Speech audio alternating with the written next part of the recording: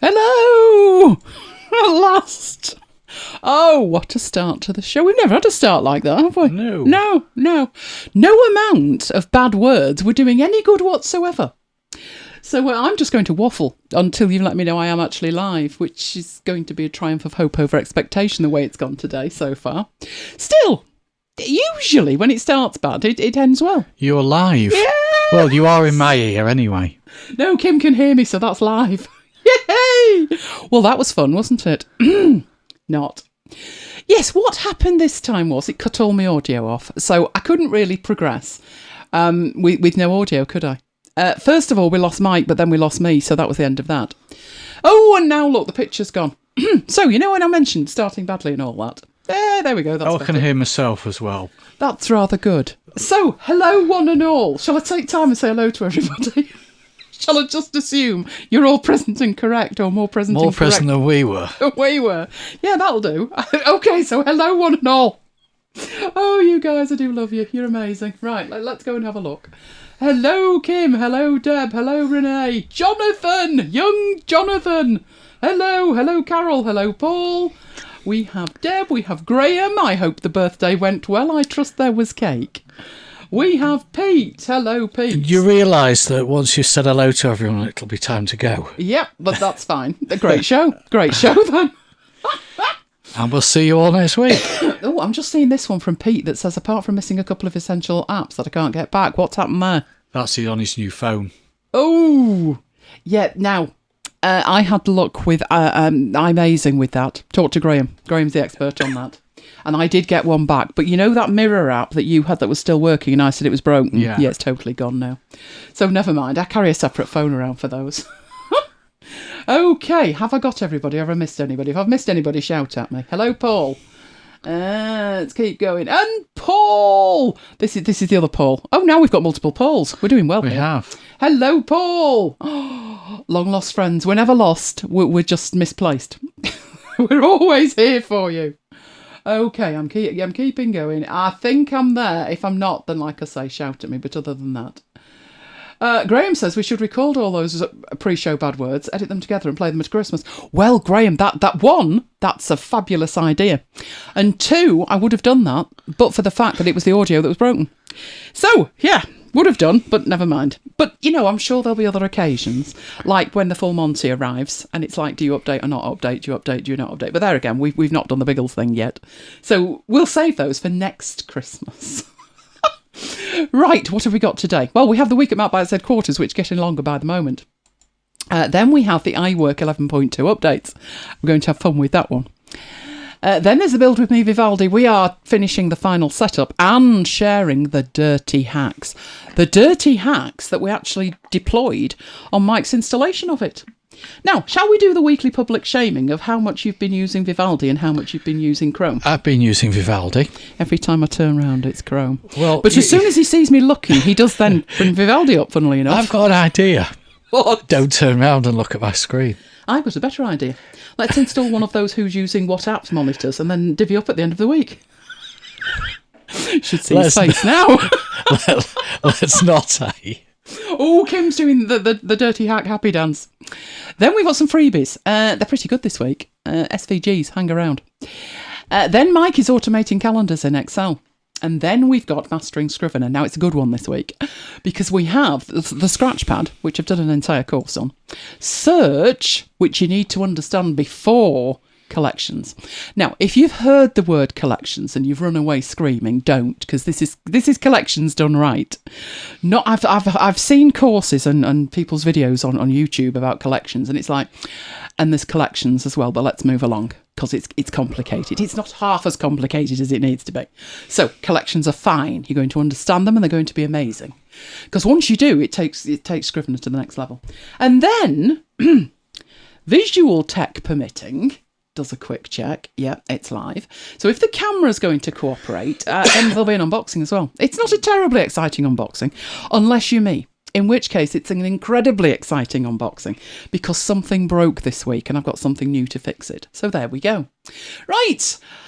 We need to move over there and find out what has YouTube done to you. It's passed itself with me this week, 240. So I thought I'll just go and make that a bit bigger. And then I went to it and the video didn't go any bigger. So I don't know. I think YouTube were having a moment. But we broadcast in 1080p. So make sure that you're watching in 1080p. And while you're down there, there's a like button. And if you were to hit that like button, we would be happy bunnies. And who doesn't want us to be happy bunnies? Because it's been a bit of a traumatic week here, hasn't it, Mike? He's going to say he doesn't remember, but trust me, I'll remind him. There you go. Oh, Renee says freebies, yay. You'll like these freebies, Renee. I guarantee you'll like these freebies. Well, Saturday was our usual 8-show Saturday with all our music shows. Oh, talking of which, there was something I needed to tell Mike, and I haven't done it today, so I might as well do it live on air and share it with you guys. So there I am last night, working away in the office, everything quiet, totally quiet, because it's that cold now. It's actually siling down. I don't need the fan on, so it's totally quiet. Or the window open. Or the window open, yeah, because that way madness lay. It started to leak on my desk. So there I am. So toddles off, call of nature. And I can hear something like celestial. And I'm thinking, what's that noise? Had the place upside down, couldn't find a thing. Anyway, about a couple of hours later, another call of nature, heads off outside. And I thought, maybe it's my age, I'm hearing things now. I could hear music.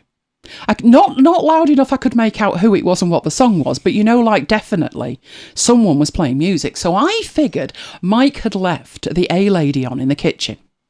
And the little girl's room is just above the kitchen, and I thought that's why I can hear it. So there I am, head to the floorboards. No, it wasn't coming from downstairs. So I just decided that it was my age and the time of night. Until I headed into the studio to find that somebody had left music playing on his computer with his headphones plugged in, so that the tinny noise I could hear... I know what it was. The tinny noise I could hear was Mike's music. No, he's gaslighting me, people. No, I know what it was. I know what it was. It was music coming through your headphones. Yes, but I know what caused it. Go on. I was playing music on VLC. Yes. Piping it through Audio Hijack to broadcast to Brooklands. I don't care what you were doing. I could hear it. You were gaslighting me. We're having a domestic now. Anyway, I can take this from right from under you now, because on Saturday there was a Premier League match. Now, it was going to be fine, wasn't it, Mike? Because it was Aston Villa. And, United are way better than Aston Villa. Needless to say, didn't end like that. But the thing was, yet again, like last week, look at those figures. 28 shots to 7, and they still lose 1-0. They're 60% of the possession, way more passes, and a better pass accuracy, and still got beat. You can be sure very bad words were said. But it was all right, because 8 o'clock, and we were by requesting. Oh, we were. And our by requesting was... what was our theme? Oh, light and dark, wasn't it? Light and dark was our theme. We enjoyed our little selves with that. So it was a by request show, and it was light and dark, and we did have lots of fun with it. Then there was the Asda man, who arrived early again, didn't he? They can't tell the time. They can't. But while the show was on, it was your fault, actually, wasn't it? You started it. Probably. It's grumpy now, have you noticed? We decided while we were doing the show that the one piece of tech we didn't need was our phones. So why don't we do the iOS 15 thing? Which we did. It was alarmingly painless considering, wasn't it? But there was a fly in the ointment that was WhatsApp. So we lost contact with everybody.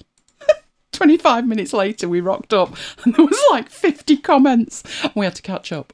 But Saturday was the day and we iOS 15'd and we lived to tell the tale.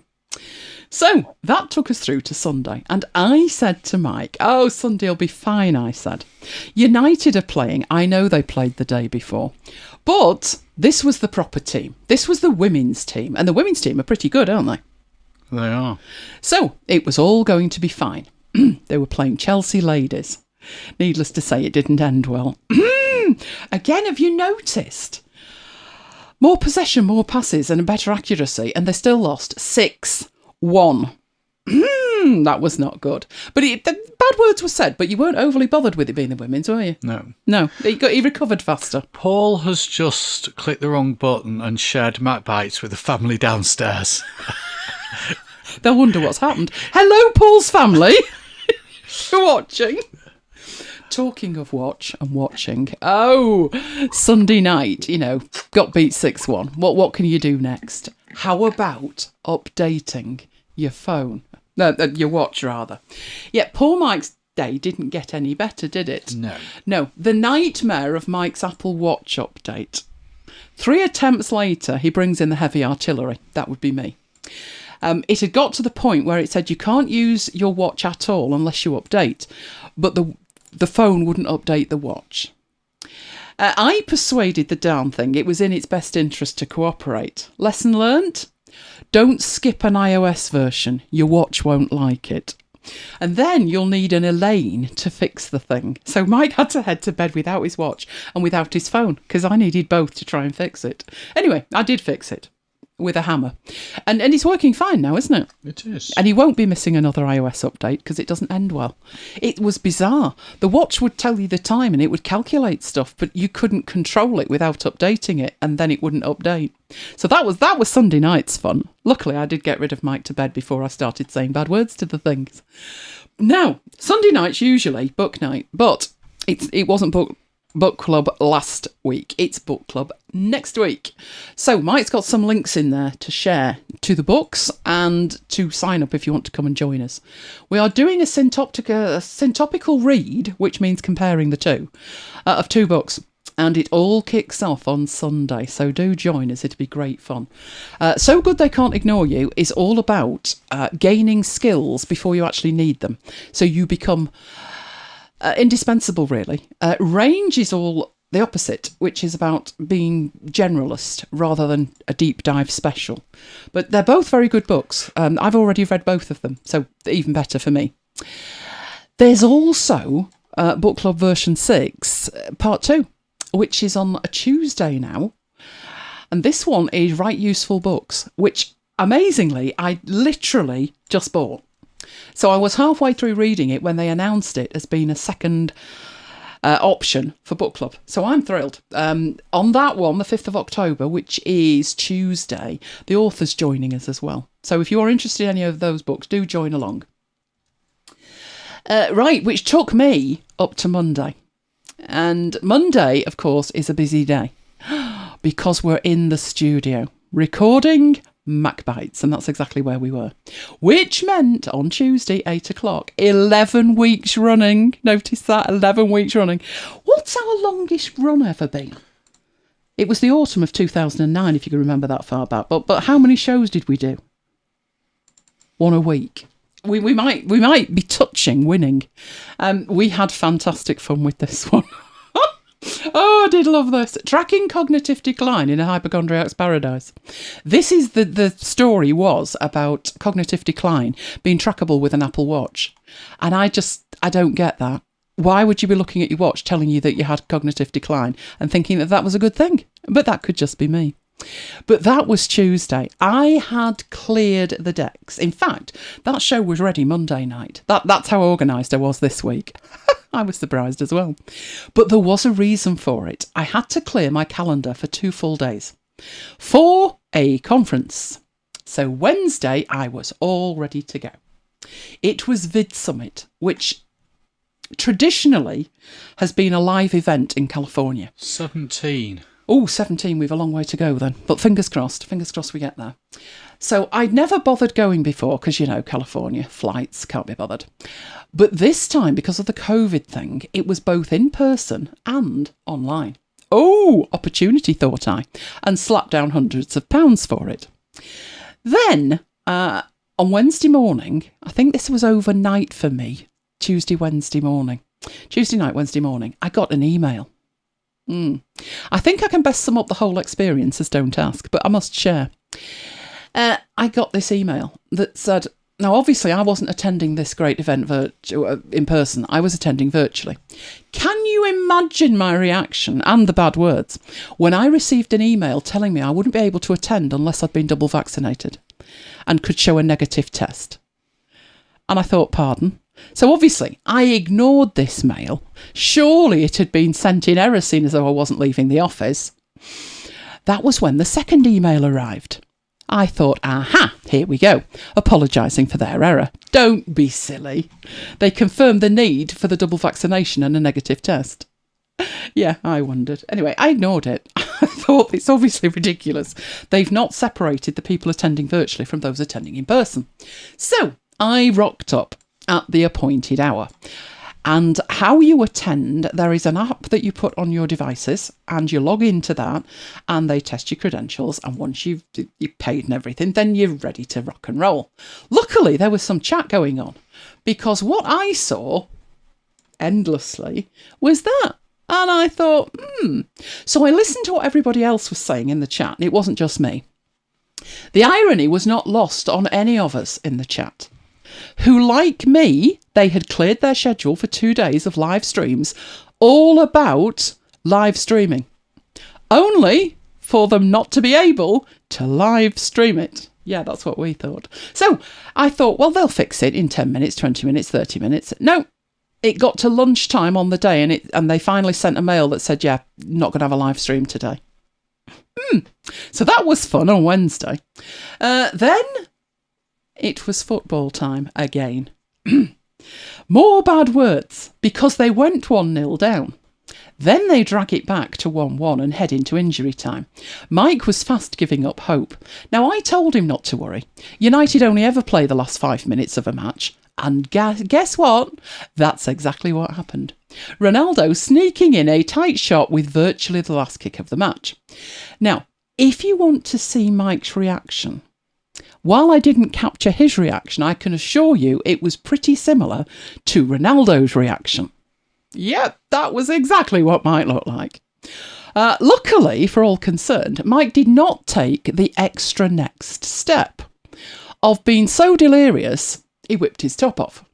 Now, while the rest of the planet was looking above the waist, I was actually looking at the waist. Because I don't think it'll come as a surprise to anyone that Mike doesn't have his own name emblazoned on the waistband of his pants.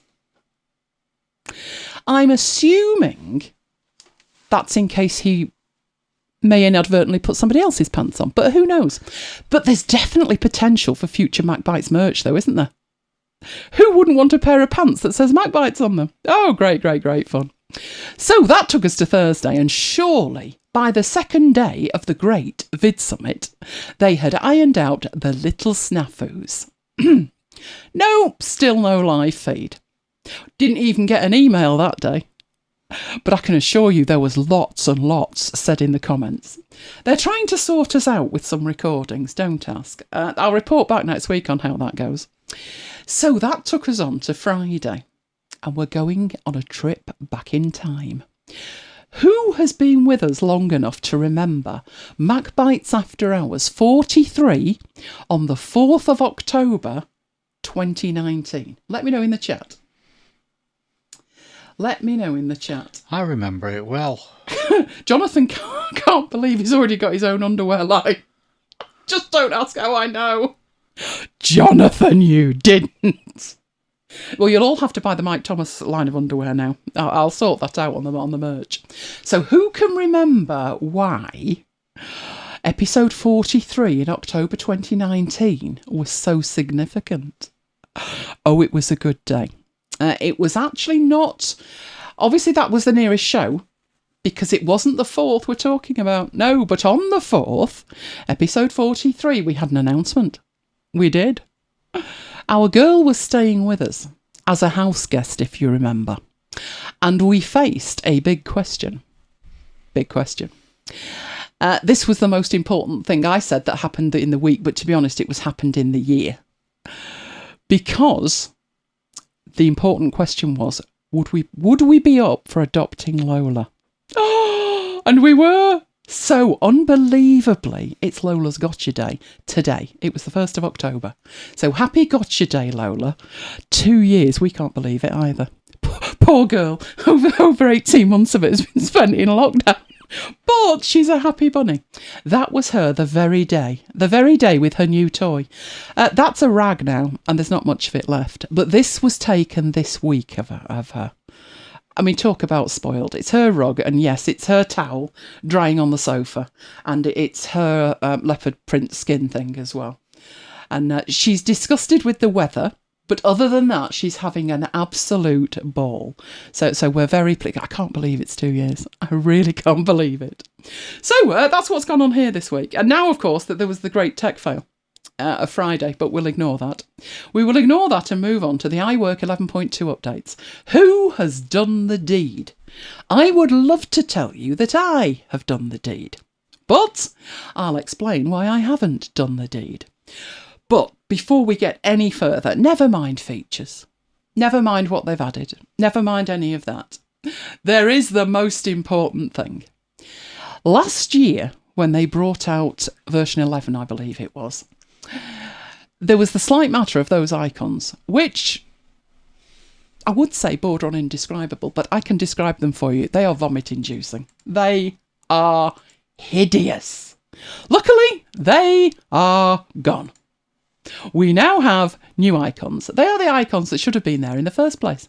I mean, Steve Jobs was very much minimalist. Simplify it. It doesn't need the backgrounds, does it? No, it doesn't. So that's what they should have looked like, and that is what they look like now. Amazing. So what we're going to do over the next 3 weeks, when I look at the things that they've added to all of these apps, we are going to start with one of them. We'll start with Pages, but what I'm going to show you in Pages is in all 3 applications. But there are some features that are only in one application. So, for example, in Numbers, they have added pivot tables. In Keynote, they have added live video. But there's something that they have added to all 3, and that's what I'm going to cover as the first part tonight. But aren't those icons much, much better? Oh, they're much better. Right, so that's what we need to do. But before we go there, I need to go in the App Store and show you why I haven't done the deed. So first thing I did was think, oh, new shiny toys. And then I remembered. So if we put Numbers in, for example, and it doesn't really matter what we put in, you'll notice I have the open button, so it looks like I've done the deed. No, not done the deed. Because when I go to it, oh no, it's that time again. They promised that they would support the current version, the current OS, which obviously is Biggles, and one back, which is Catalina, which is where I am. But they cheat. Towards the end of Catalina being one version back, just before it heads to be 2 versions back, they cheat and I can't install it.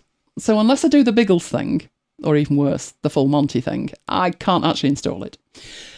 Not a problem, I have a plan B, obviously, but just to warn you, if you haven't done the update thing, then you're knackered. That's a technical term. You won't be able to install it at all. So that's the first issue, and they're all the same, so if we do the Keynote thing as well, they are all the same. In fact, if I put in iWork, we can see all of them. So the Pages thing says exactly the same. And so does the Keynote thing, which does have some shiny new pictures showing you what you can do with the video feeds and stuff, which I will be showing you either next week or the week after, but obviously I'm going to have to work around this tonight, aren't I? So how am I going to work around that tonight? I have plan B, which involves that. So magically, you've just been transferred to Biggles. So I'm going to lose a keyboard and bring this laptop towards me. So now you've got a couple of black stripes on the side because it's totally different in terms of resolution. But I'm not fiddling with this or we'll never get anything done. So let's go in and have a look at Pages. So this is my MacBook Air 2018. And I'm sure I did have in here, but we'll just go for a new document. Right, there are some features in here that are unique to Pages that they have added, and they are actually to do with books. So if in this choose a template dialog, you go to books, you have the ability to create a book. Now, these are portrait books and or landscape books, and this is what they want you to use to create the books that you used to create in iBooks Author. Now, we looked at that when I explained what they'd done with iBooks Author, which iBooks Author is still there if you've already bought it, but you can't buy it if you haven't already bought it. And there's a lot of features missing. So it's one of those, yes, we've ripped all the features out, but we're thinking about adding them again in the future as long as we all live long enough. It's one of those things. So what they've done in terms of the books is they've added the ability to work with double page spreads. But that's not where I'm starting. I'm just going to start with a completely basic thing and show you one of the other things that they've added. But remember, everything that you see in here is the same in all of the applications. Because we have the ability to add charts, even though this is pages and not numbers, we have the ability to add charts. And across the board, they have added radar charts. So if we go to charts, they've got all the chart types that we've had before, but we also have radar charts. And that down there is a radar chart, even though I'm hovering and it's not actually telling me that it's a radar chart. Didn't I introduce you to radar charts? You did indeed. I did, because you look at that and think, what is that actually showing me? I have no idea what that's showing me. So that's what it does by default. So all of that is the default settings in here. I will talk through what it's showing you and how you could use it to show certain things about your data. But before we do that, there's all the things that you can do in terms of what it looks like. Now, it'll make more sense when you've got your data in it, but just to show you what's available. It opens up the charts panel on the right-hand side. I think these glasses will be better than those glasses. Different glasses depending on which machine I'm looking at. Right, so the first thing you've got, this panel is the charts panel, but it also shows you the axes, the series and the arrange. These are different tabs and I will work through all of them. They are identical no matter which of these applications you are working with. Right, so looking at charts, the first thing you have at the top, and this is true of very many different options in here. So we've got the shape there. If I bring the shape down and the shape is selected, if you go to the style, this bit at the top is always the shape styles, or whatever object it is, it's the styles for all of them. So with that selected, I can work through these styles and change them. So that's really simple, that's just a vector object. But in terms of our chart, once it's selected, again, the top options here show you the same chart, same data, but just a different way of showing it. I don't think that is as clear as the one with the border on it, to be honest. But there are different ways that you can do it. So that's a green chart, 2 different greens. There is then the orange one. There is that one, and there is a black and white one. So if you're printing it out in black and white, you can get a good eyeball on the screen as to what's that going to look like in black and white. And rather than waste the space we've got here, if we up the size of this, there we go, we can see it better. Right, so these are just styles. They are not changing anything about it other than the look and feel. So the default is that. Then you have chart options underneath. So under here you can put a title, and it actually puts the title there, but you have to double click it to add a title. So whatever this is supposed to be showing, which is sales by month, you get to type that in and the title goes in there. Even though you've actually put it in there, you can toggle it on and off. And it does remember what you put in if you choose to toggle it off. Because the legend and the title look mighty close to me. I think it'd look better with one or the other, but not necessarily both. You can put a caption on it, which is at the bottom. So again, one option would be sales by month at the bottom and use that as a title, although it calls it a caption. Because if you do that, then the key at the top makes sense. The other option is a border. And when you put the border on, it's not around the blue square, which is around the whole thing. It's just delineating the shape of this around the edge. And that is what that would look like. Okay, I don't think the border adds anything myself. The rest of it I can live with. Then the next option you've got is all of the elements that are on here. So the key at the top and the April, May, June, the numbers, the sales by month, the whole thing. You can change the font. So I tend to always change that to my favourite font, which is nice and legible, Avenir. So you can change that in there. You can also change the size of it in there. Take it down and you can choose a sub version of the font. So if you wanted it Avenir, but you wanted it bold, you can do that in there too, which I think looks a little bit too much, doesn't it? So let's go back to book. Okay.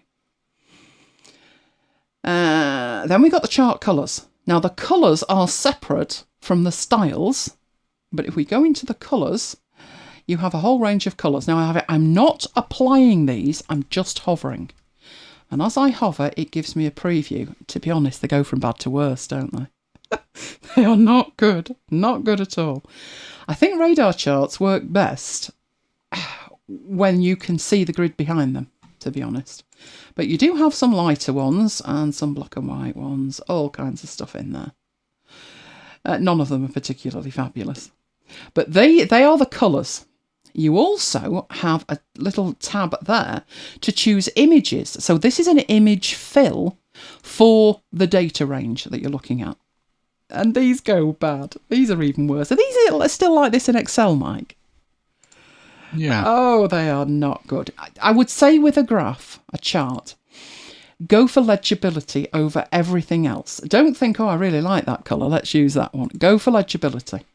And what is most legible is going to depend on the chart type itself.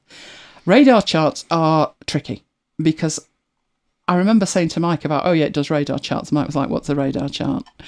They're not used that often because does it make sense? And if you've got, here we've got 2 regions and the sales by month. But what if we had 5 regions? You'd have 5 data points stacked one on top of the other, and it would be very difficult to make it out. It actually works best in 2 circumstances, a radar chart. Either you're showing sales by month for each month for one region. So the comparison is you can see the data points for July down here is almost at 100%. And in May it is. But it dropped in April and it dropped in June. So if you can imagine that you're only showing one region, but for that many months, that would be a perfect use for this. Personally, I don't think I'd compare more than 2. So what's happened here is you're comparing region 1 sales and region 2 sales for the same series of months. There is a legitimate reason for doing that, which I will explain. But it becomes much less clear when you start formatting it in these weird format ways. You've also got textures. But again, to be honest, just forget them. Don't ever put that in a presentation. You'll be laughed off the stage. It's hideous. I don't really know why they bother putting these in here because they only tempt people to use them. And the textures is the one that has the most options. And, you know, some of them, that one doesn't actually look bad. But the thing is, you can't see the data points for July and May for region 2. So that's why I don't think they work well with a solid fill. You've got to always remember with charts what you're actually doing in terms of the data. So there's lots of these things. I would ignore every single one. I might change the colours of each individual one, so change the colours for region 1, but I wouldn't apply something that covered everything up because it's a waste of time. Right, then you've got your radar chart specific options in here. A grid shape, which is straight at the moment, but you can have it curved. Have it curved and it looks more like a target type of thing. But basically it's either, I'd say circular, or it's straight.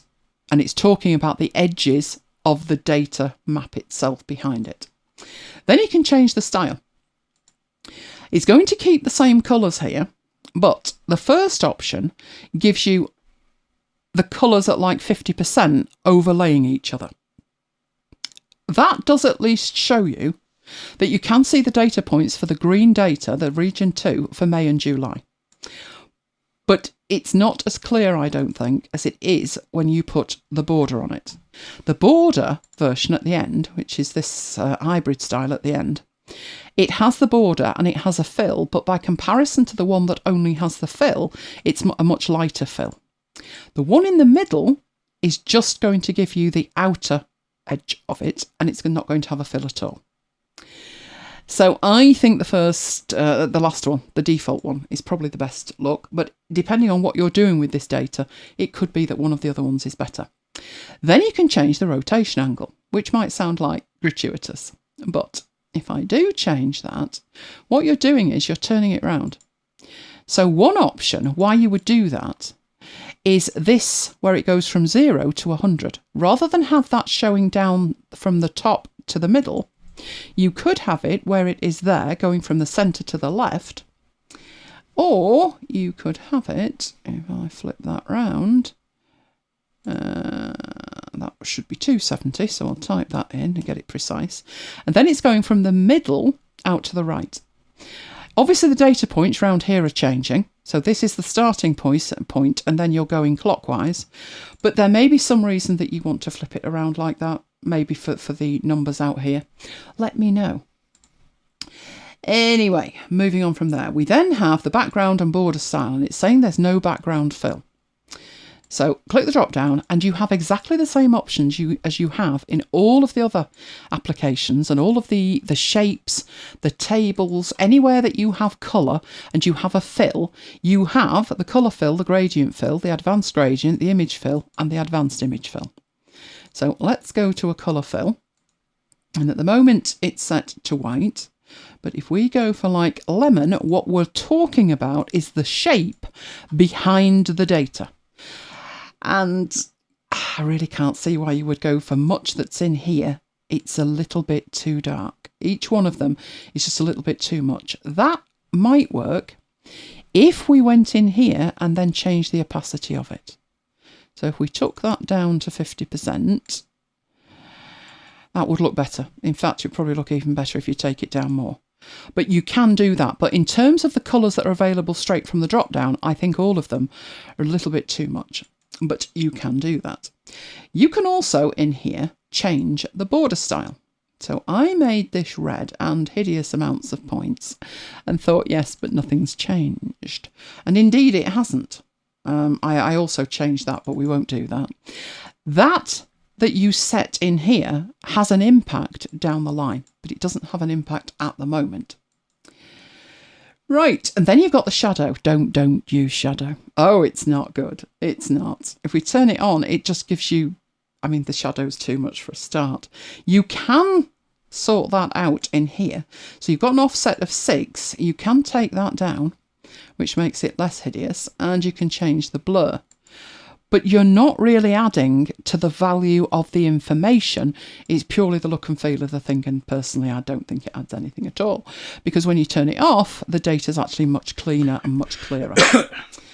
Right, the last one you've got is the chart type. So you could change the chart type from here, but obviously I am showing you the radar charts and I'm not going to change the chart type. That's only the first set of options, and you can see there's quite a few of them. Right, on to the axes that we have here. And within this one, you have the value and you have the category. So you can turn on the lines. That's where the line setting applies. So if you go back into the other one and you change that down from 7 to something that's much better, like 2, that's where it applies. And if you change the style of it, that applies as well. So it's in 2 different places, but that's where it's talking about. But you actually turn it on in the axes line in there. Then you've got all of the options for the scales. So the scale, it's talking about it being linear, or you can change it, but linear makes more sense, so we'll leave it linear.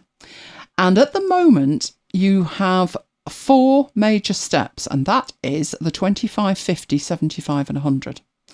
If you wanted that to be clearer, you can put more detail into it. So if we set it to 10, it makes more sense maybe. You can also have minor stuff in there. So if we had that set to 4, which was originally how we had it, you could then change that in there if you wanted to. So it's one option. What I would say with that is it's only eyeballing it. If I were to say to you what were sales for July, you wouldn't actually be able to tell me precisely, because that information is not actually on there. It's just a scale, and you're looking at the data by comparison. So a manager might say what happened in June in region 1 because the sales were low, or what happened in April in region 1. You could just about tell it's just over 50 for the April one. You can show the minimum values. You can change the label angle. So all of this can be changed however you would like to see it. None of it actually adds much value, does it, in terms of being any the wiser. You've then got your major grid lines that you can put in there. So if I put the shadow on, you can see the major lines it's talking about, and minor lines that it's talking about. But the minor lines haven't got anything at the moment. So if I put these on, I think the way to put the minor lines on would be to make those lighter and a lighter grey. So now we've got minor lines on there as well as major lines. But think carefully about whether you actually do want to do this, because adding that degree of detail isn't actually making this much clearer. It's not. So in there, I would probably turn that off, because there's other things that we can do. So if we go into the series in here, the value labels are set to none. But we could turn on, and that now actually has the value next to it. So we can see that this one in July was 91, and these are 82 and 86. And you can see that the lowest is this one in April for region 1, which is 58. You can also turn on symbols if you want, but I don't think we need to do that. And finally, you've got the arrange option, so how you want the text to work, to fit, to wrap, all the rest of it. Not good so far, I wouldn't say. I'm not thinking that's looking great at all at the moment. I would personally simplify that quite a lot. But we need, first of all, to edit the chart data. So let's simplify it a bit so we can see what's actually going on here. So, don't want that on there. Number, let's take that off and have none. So we're pretty much back to where we were. Right, so editing the chart data, this is where you would put your information in. Now, in terms of when you would use a radar chart and why, the only time I've seen this done for real and I've partaken in it is a course that I signed up for. And they asked you to rate yourself for certain things. And it was to do with building a second brain. So how would you rate your capture skills on a scale of 1 to 100? How would you rate your ability to process that captured information? How would you rate your ability to retrieve that information? And you complete that before the course. And then they ask you exactly the same questions again at the end of the course.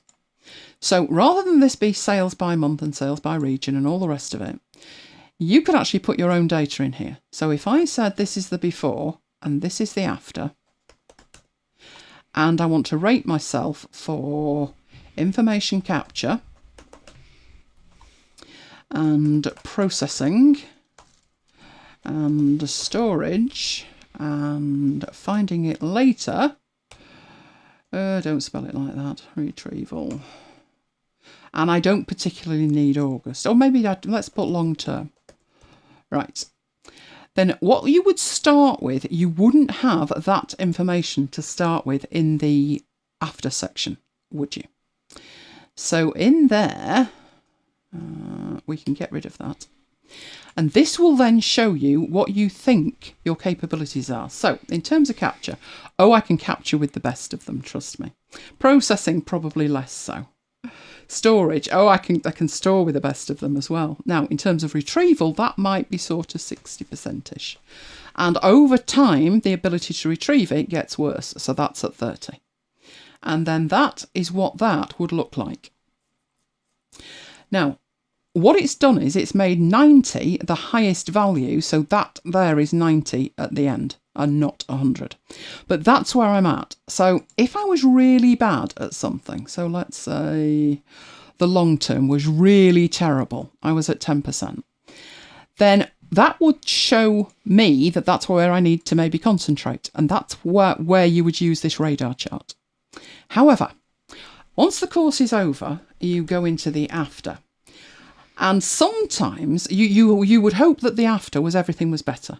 But afterwards you realise there's many options for capture and you're not quite as good as you thought you were. So you set that down to 70. But processing, I get better at that, and I'm at 60% power with the processing. My storage, let's say I'm better at storage, up to 90. And my retrieval also goes up to 90. And my long term, I think that I'm at 70 with that. Then you can see there's a huge comparison there. So you now know that your capture is as good as it's going to get, but you still need, well, hang on, let's have a look. Captures at this one, this green one. but you might need to improve the processing. So you can do a comparative data analysis with this, and you can add more. So if that's maybe 2019 and you want to do a comparison with 2020 and 2021, you could do that. But bear in mind that the more data that you put on a radar chart, the less informative it actually is. What I would do if I wanted to show that, 3 years, a 3 year-on-year comparison for 2 items, is I would do 3 charts. There may be a better chart. What chart type would you use for that? Would you try and put 3-year comparison of 2 data points on 1 chart? That's putting you on the spot. I don't know. I think the 3 chart approach is probably better. But everything that you see on here, you can take this from Pages and put it in Numbers. You can take this and put it in Keynote, and you can fiddle around with it to your heart's content. But that is one of the new things that they've actually put on there. So let me know in the chat, is that something that you think you might use? And if so, what for? Sales is a good one. In essence, it's comparison. Peter's come up with one. Go on. I used one to score a cybersecurity knowledge survey against an average. That's brilliant. Yep, that would work well as well. If you want to show, or if you're doing a different chart for each person and then comparing them with an average, then they can actually visualise how far off the average they are and in what areas they're better than the average. So yeah, that would work fantastically. So it's something that's not been available up to now. What do I actually think of the whole update? A radar chart's nice. I think if you actually understood a radar chart, you'd probably be using Excel, but never mind. It's nice that they're adding it, but I'm concerned about the stuff that they're not adding. So, as Pete mentioned, iBooks Author. iBooks Author has so many more features that Pages is laughable by comparison. When you take an iBooks Author authored book and you open it in Pages, it tells you a good 40% of what's there isn't going to work. And I think if you're going to ditch iBooks Author, which iBooks Author's been languishing for years, which is such a shame, because if they'd have just kept up with it, it's a tool that's making stuff for their platform. It makes no sense to me that they don't. But you know Apple. If they can bin it, they will, with big brass knobs on.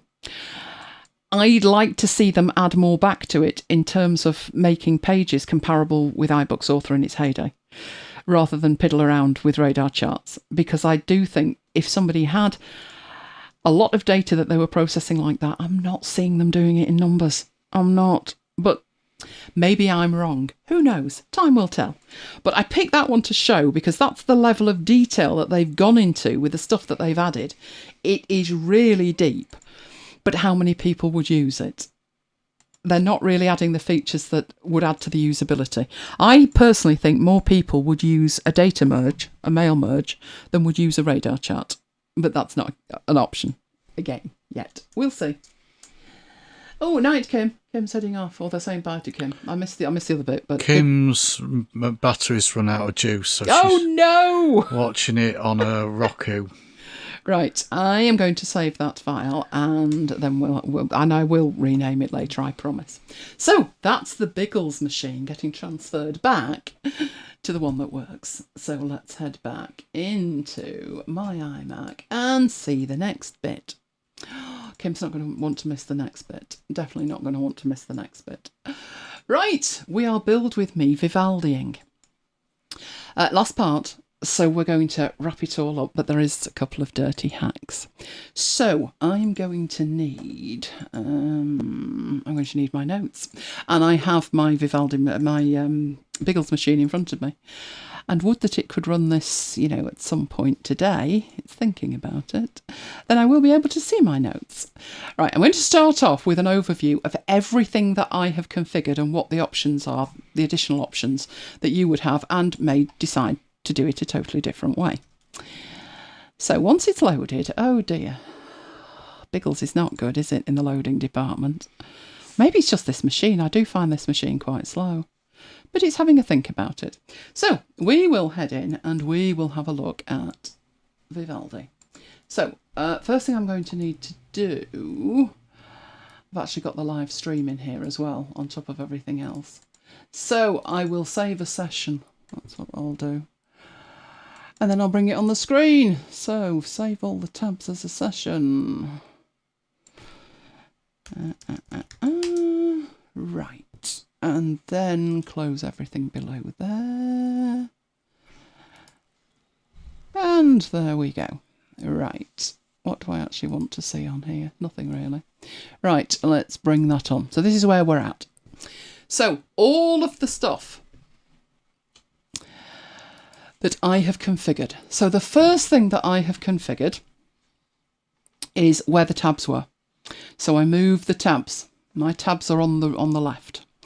I also moved, because I wanted the tabs on the left, I also moved the web panels.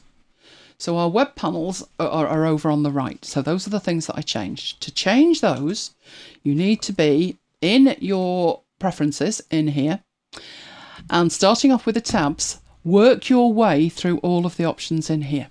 So the very first one is whether you show the tab bar or not. So you don't actually have to. So if I take this out of the way and toggle that on and off, you don't actually have to see those tabs at all. What I do to make it easier for me is I have the north, east, south and west options to toggle them off. So I can toggle off the tabs, I can toggle off the URL at the top, I can toggle off the web panels, and I generally don't have the status bar showing, but I can toggle the status bar on and off. And that means to me complete flexibility with it. The shortcuts that I have enabled to make that work, what they are actually doing is toggling things on and off in here. So if instead of using the shortcut for it, I put a tick in that box, that's exactly what it's doing. So I just happen to have 5 shortcut keys that will toggle on and off various elements of the interface. So let's bring the address bar back, let's bring the web panels back, and finally, let's bring the status bar back. So that's what it looks like when it is all enabled. Now, I never have the status bar showing, but we did talk about on the status bar that there were some useful tools, which we will look at when we have been in here and look through the tabs. So the next thing that I do for the tabs is, which is the start page. So it's the new tab. What do you see when you open a new tab? And you can see the start page, which in turn will show you your Vivaldi speed dial in my case. But you could set it to be a specific home page, you could set it to be a blank page, or you could set it to be a particular page that you actually type in. So you can see in there that what I had before was a link to my speeddial2.com bookmarks. And that was the one that looked like, if I take that, and hopefully it won't prompt me to log in, don't do that. If I put that in there, go on, fingers crossed. You can do it. Oh, you swine. Oh no, it's okay. You're remembering me. Let's carry on then. This is what I was using before, and I've been using this for 10 years. As you can see, I did 10 years ago. MacBites was one of the first things that I added. So this has the benefit of being cross-browser, but it's an extension, or there is an extension available. All I've done at the moment, I do not have the extension installed for that. I don't have the extension installed because it doesn't work. So because the extension doesn't work, I have to use this Plan B option, which is just pointed to a website and then my bookmarks. The problem with that is I can't add or delete anything via here. I would have to go to another browser to do it. That's why I decided I would try the Vivaldi speed dial. And actually, I'm quite happy with it. So I do have that there as a backup for other browsers, but generally speaking, I'm using the one in Vivaldi. But that is an option that you could use in here, and that's where I've got the URL for it in there. Then you've got where the new tab is positioned, and all of these are really nuanced. But trust me, it makes a massive difference when you're working with it. So I have my new tabs opening up after the active tab, which the more tabs you have open, the more important it is where they open. If you say after related tabs, it's going to put a tab that you're opening on maybe the BBC next to other tabs from the BBC. But if you don't know where those tabs actually are, then what could happen is that you're running around looking for the tab that's just been opened. As the last tab is fine. It will be down the bottom. At least you would know where it was. Or it could even open it as a tab stack with all the related tabs. But I just have it after the active tab, and that works well for me. I know exactly where it is. If you open new tabs from the link, then you can have it automatically open in the background. Now, there is an option, and I'm not sure whether we've ever looked into that. Let's go to MacBites and have a look at it. When you're browsing, I'm assuming, let's get rid of these, that when you browse, you click on it and you want that to open in this tab. You're navigating from page A to page B and you want it to open in this tab. But maybe what you want to do is check out the last few shows. If you want to do that, you have two options when you right click. You can open in a new tab, or you can open in a background tab. Now, what's the difference between them? And it's to do with focus. It is purely focus and nothing else. They both do the same thing, but it depends on which one you want to see. So if I say open in a new tab, it'll do it, and it focuses me onto that tab. So I still have the page that I jumped from, but it's opened up this one in a new tab and focus the tab. But the other option is to say open in a background tab. And when I do that, it opens it, does exactly the same, but it doesn't focus the page. I can then go and look at them as I want. So normally what I would do if I was doing that is open in background tab, open in background tab, open in background tab. And I'm opening these up in the background and then I can go and look at each one in turn. But if I'm working really quickly, I always forget and I just say open a new tab and it's focusing me and then I've got to go backwards. So actually, what I am much more likely to do, let's close all of those, is hold down the command key and do that. And that will do the same as open in background, but I don't have to remember to use the right click and say open in background tab. It does it anyway, and then I can look at the ones that I want and go between the shows. So what that preference is saying here is when you open a new tab from a link, do you want it to open in the background automatically? Because that's not what happens automatically.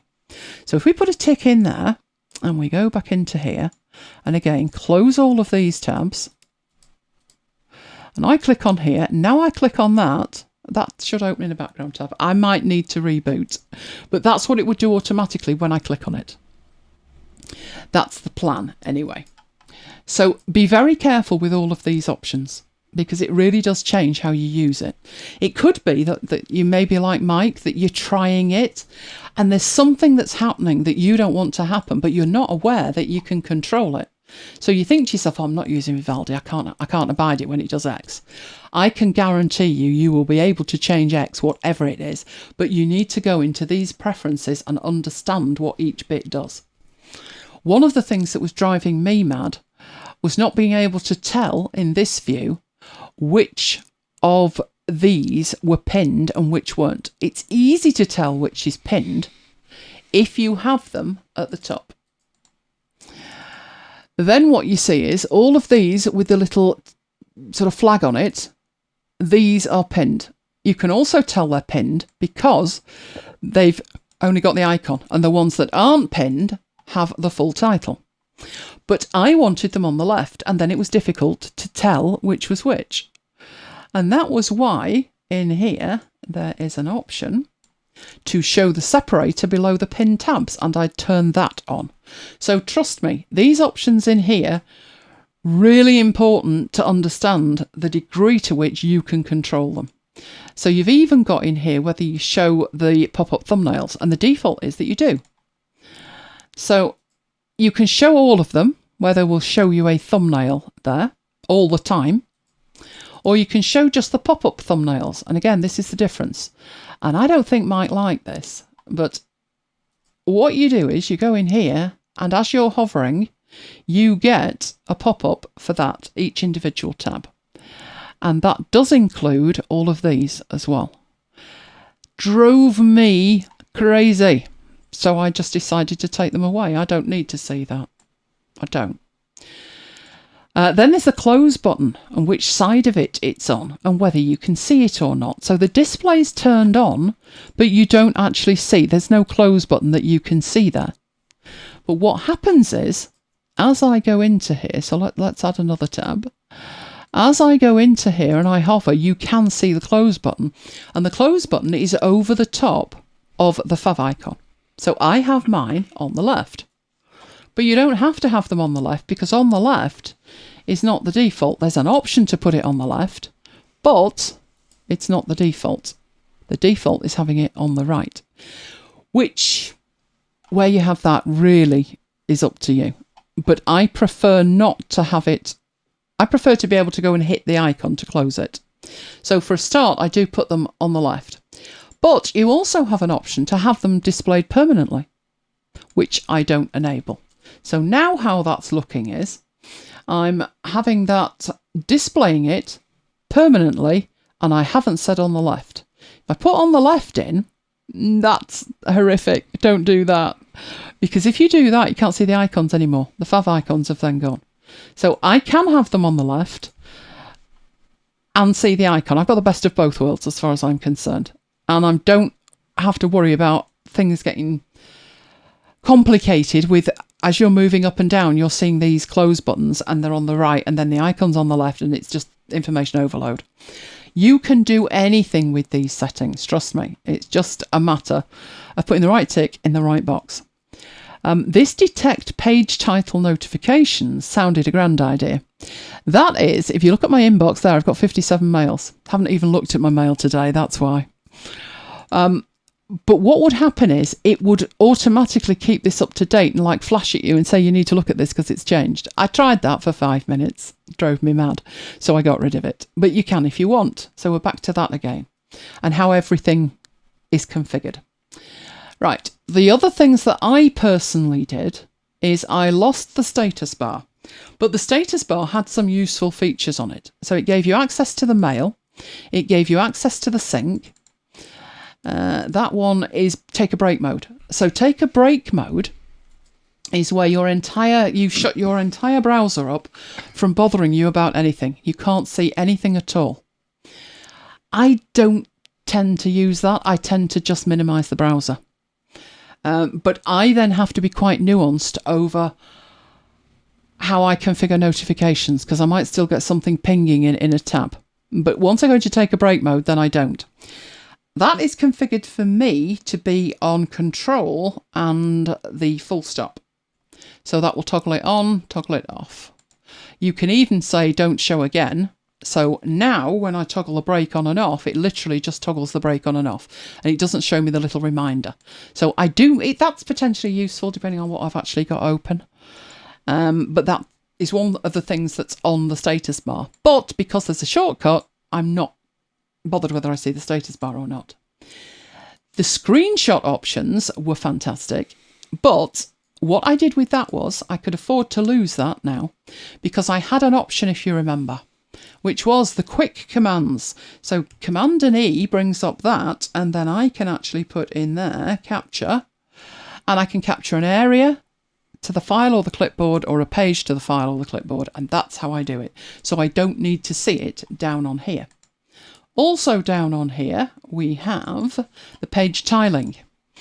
I don't tend to page tile that way, I'll be honest. I tend to page tile by grabbing the two pages. So click the first one and then command click any others that you want open and right click and tile them. And that puts them side by side. So again, I don't particularly need this, although this will do it. And you can say on tile from there. It's not worth having the status bar showing just for that.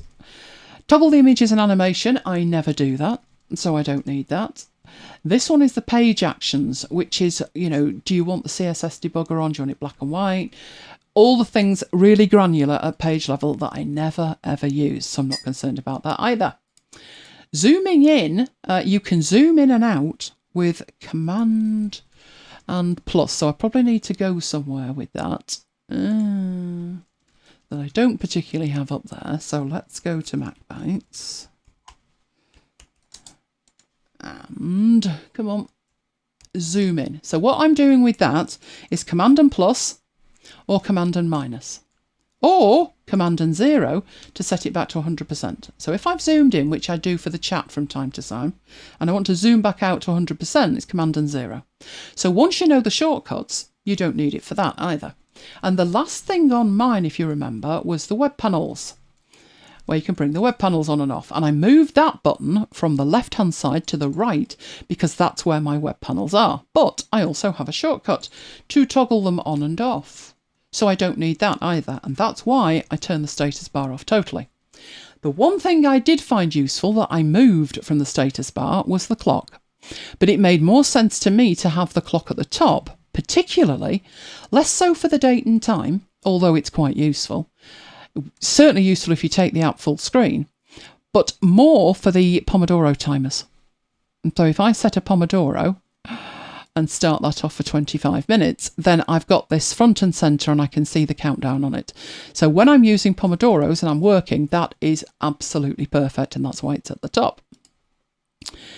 Right, let's stop that before it starts mithering. Right, so that is pretty much all of my configurations. That's what I have set. I did take away from the address bar, if you remember, the QR code. So there was a lot of icons up here. And I took that away because Command and E, if I type QR code, it will generate me a QR code from there. So why have a button for it if I use Command and E? So really, once we spent a few weeks, let's do the copy on that, working through what the options were, but then when we hit the quick commands, it was like, whoa. Now you don't need all these buttons, you don't need to remember all of these different shortcut keys. If you can just remember Command and E, pretty much the majority of what you want to do you can actually do from there. We looked at bookmarks and all the different places for those, and this icon tells us whether that is bookmarked or not. And the extensions, the only one I have showing is this one, which is my copy URLs. And I use that all the time. So that's the one that I have showing. I can actually use that even if I didn't have that showing. So I could Command and E and do copy URLs. And that would activate that. In fact, that's the wrong one, isn't it?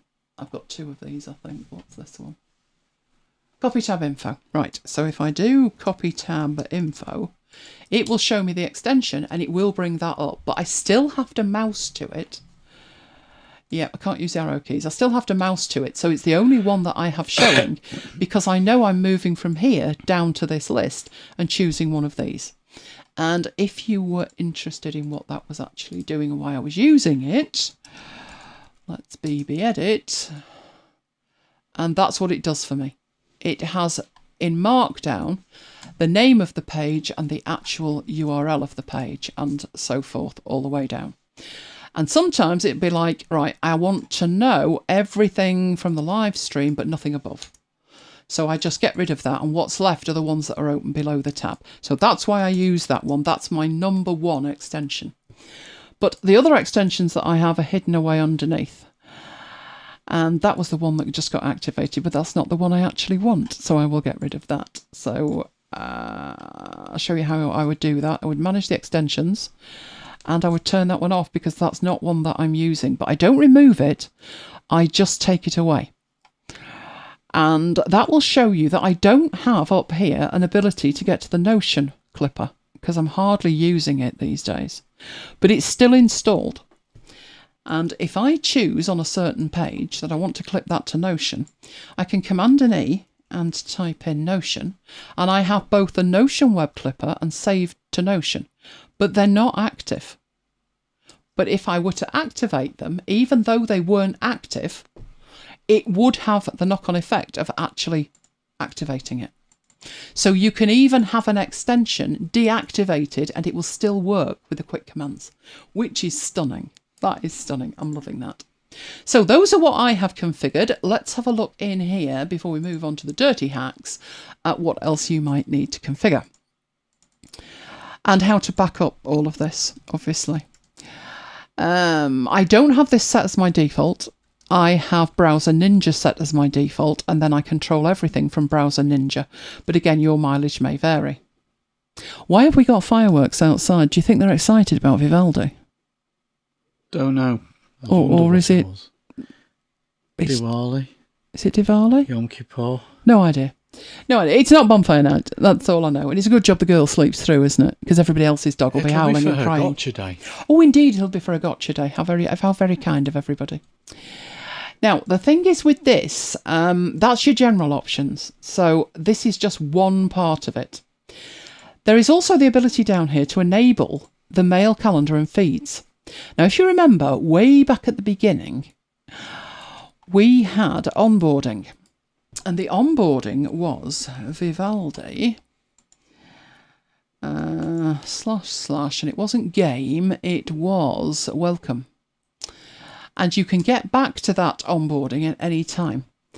So you have all of the same options, and it was the first question here. Did you go fully loaded or not?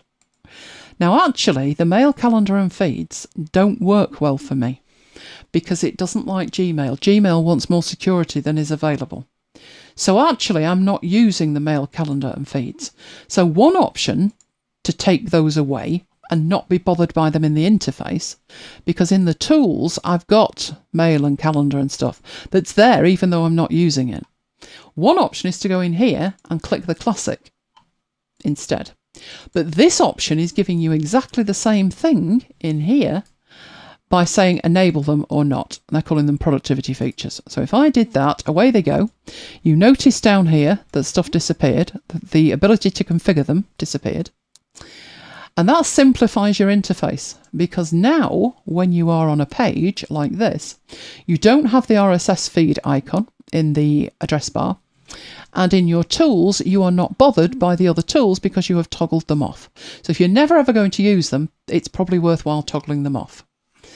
The other thing that I do in here, I don't do much in the way of making changes in here. But if you wanted to change the menu, if for whatever the reason you want to move a menu from bookmarks to somewhere else, you can do that. Then there's the themes, and this is one of the reasons why we need dirty hacks. Because you set your theme up in here. I have a custom theme called Midnight Orange. All of the other themes would be available in the original format. So if you've made changes to any of these, your changes won't be there. But on a clean install, all of the other options would be there, but your Midnight Orange wouldn't. And I can't for the life of me understand why I can't just export a theme. Because we'd all share them online, wouldn't we? But we can't do that. Once you have a theme, you can edit the theme and go into here. But in terms of installing that on another device, it's a manual job. And if you remember, that was one of the uses that I put the notes to. I put these colours in the notes. You could take screenshots of this and put these in the notes. But there's a better way. So hold on to that thought. You cannot do anything with that, but that's one of the dirty hacks. I moved the tabs, I moved the panels. I didn't do that much with the address bar, but that's where I took away the display of the QR code because I can do that with a quick task in there. So I don't need that. In here, the address field drop-downs menu, I was very careful what I put in there. I did not want to include the typed history. Have you ever typed something into a browser incorrectly and then you have been haunted by it for years? Yeah, I have. I thought you might have done. There you go. There's an option. Take the tick out the box, mate. My usual is CH into Chrome. No, not into Chrome. Into Alfred, and then I get chess and not Chrome. Well, that learns over time. Or just rename chess. But I was or just not use Chrome. Well, I was finding with this, when I rebuilt this machine, well, when I built it from scratch over Christmas, it was like, this isn't doing what my other machine's doing. Why am I getting all these typed URLs in it? And I couldn't remember what options I had set. Because I thought there were some where I visit them all the time, and it would be a real time saver to have those. So the way it works for me is show the drop down when I'm typing. But you can actually toggle the whole thing off if you want. Include the bookmarks. That would be grand. And include the frequently visited pages, but not everything I've ever typed, because most of what I've typed is complete garbage. So, having taken away the browser history, and the typed history, that to me is perfect. That when I go to other browsers and they start fiddling and you don't have the option to be as granular as this is, then I get annoyed. So that was something else I changed. Bookmarks, I don't think I changed that much. I don't automatically have them in a new tab. I have the control of whether I want it in a new tab. I don't by default show the bookmarks bar, but it's one of the things that I can actually toggle on and off. So again, I have a shortcut key for toggling that on and off. So I don't need to have that showing all the time. What else did it? The quick commands. Oh, they're just fabulous. The only one I turned off was calculator, but what I did do was push the extensions to the very top. I did show you command chains, but I don't particularly use those much at the moment. Who knows, maybe I will in the future. The keyboard I am in all the time because I am adding my own shortcut keys. Or sometimes supplementing them. So the quick commands here will respond to Command and E and F2. My function keys are set to primarily do the function that the icon represents. If they weren't, then F2 is a good option. But F2 is actually pretty much just above Command and E. So it's almost the same anyway. But I have put in shortcuts of my own that make more sense to me. So you can do that with all of these. They're in groupings, but you can do that with all of them. And I did set up some of these, like the address bar one, the tab bar toggle, the status bar toggle. And what I found was some of them I put in with a particular shortcut key. And then that shortcut key didn't work when I was in Notion. So then I went in and changed the shortcut key. Obviously, it was a shortcut key for Notion, or it was a shortcut key for Google Docs. I don't think I did much with the mouse either, apart from gestures. I do use gestures, and I've pretty much learnt all the gestures, and working with gestures is just fantastic. The downloads I have set to my downloads folder, but I am seriously contemplating moving that, but that's a long story, probably for next week. Right, they are your preferences, but that's not where the preferences finish, because we need dirty hacks to make things work. Right. If I were to back up Vivaldi, how would I go about backing Vivaldi up? And that's question one. And the second question is, if I wanted to install this on a completely new machine and have everything that I've got there transferred, can I do that? Right, the first option you've got is your Vivaldi account. So you are probably logged in to your Vivaldi account. Which is in here somewhere, isn't it? Or is it? No, we don't want to go in there. Oh, I can't remember where you log into it. It's like I do it once and forget it. It's in there somewhere. Is it available from in here? It might be, but I don't know. So I'm logged into my Vivaldi account, and in here I have a window with 23 tabs open on Angel, which is the Biggles machine sat in front of me. And I also have, what have I got in here? 2 tabs on Serenity, which is the machine that is behind me. So I'm logged into the same account on all of them. So a certain degree of things synchronise, but not everything. And that's the problem. And one of the things that doesn't synchronise is the look of it. Now, if I tell you 2 of the things that do synchronise that drive me up the pole, if I do that on this machine, and I look at the machine behind me that's in Vivaldi, the same thing will happen. Once it synchronises, it will hide the tabs. If I were to hide the address bar, look behind me, it would have hidden the address bar. So what I configure to be viewable on one particular machine synchronises via my Vivaldi account. But what does not synchronise via my Vivaldi account is my theme, which is the one thing I would like to synchronise. So what do we do? So the 2 questions is, how do I back up everything and how do I transfer everything? And for that, we don't play around in here. We get rid of that and we go into Dirty Hacksville. So we go into the Finder, handily opened for the screen, and we go and deep dive. So we use the Go menu, hold the Option key down, and that toggles on and off the library option there. So go to the library. Before you do this, make sure you are comfortable and confident doing this, or it could all die a sad death, which you wouldn't want. I would say back it up first, but seeing as though we're going to back it up, there you go. So we are in here. Now, first place to go is the application support folder. Don't delete anything in here is basically the rule. Don't delete anything. And in this folder, we have all of the stuff for each individual application that we have. This is like the central place for applications to store their settings. So if we go all the way down, we will find Vivaldi, not Ulysses, Vivaldi. Will it tell us how big that is? Oh, there you go, 1.6 gig of settings in there. So let's open that up. Right, this is everything. It's rules, it's autofills, it's everything. The whole thing. That is what you would need to back up. So if I was doing that, because in somewhere in here you will find your themes. All of that is stored in here. So the first thing I would be doing if I was doing that is doing an incremental backup of that folder. I would use something like Carbon Copy Cloner. Oh, it's not liking that one at the moment. Why isn't that one working? But in here, I have lots of different backup things going on, including my PowerPoint files and things which backs up every hour. So what I need is a new one of these. So a new task. And I would call that Vivaldi. And then what I need to do is select a source. So let's click on there.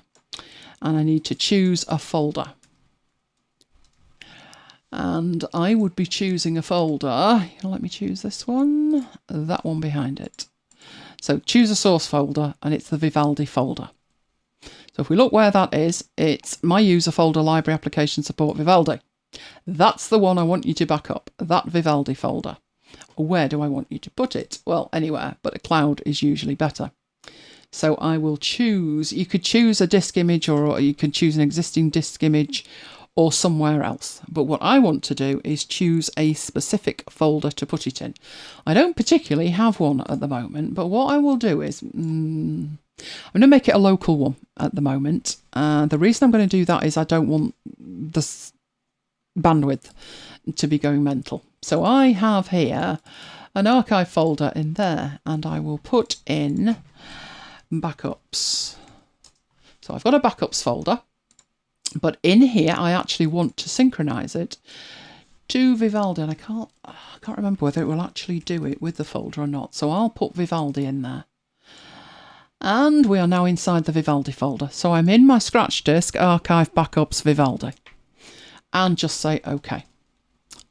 And that's what it's going to do. Now, simple enough as far as it goes. You can go into the advanced settings, which is, do you want what do you want to do in the event of, or what settings do you want in here?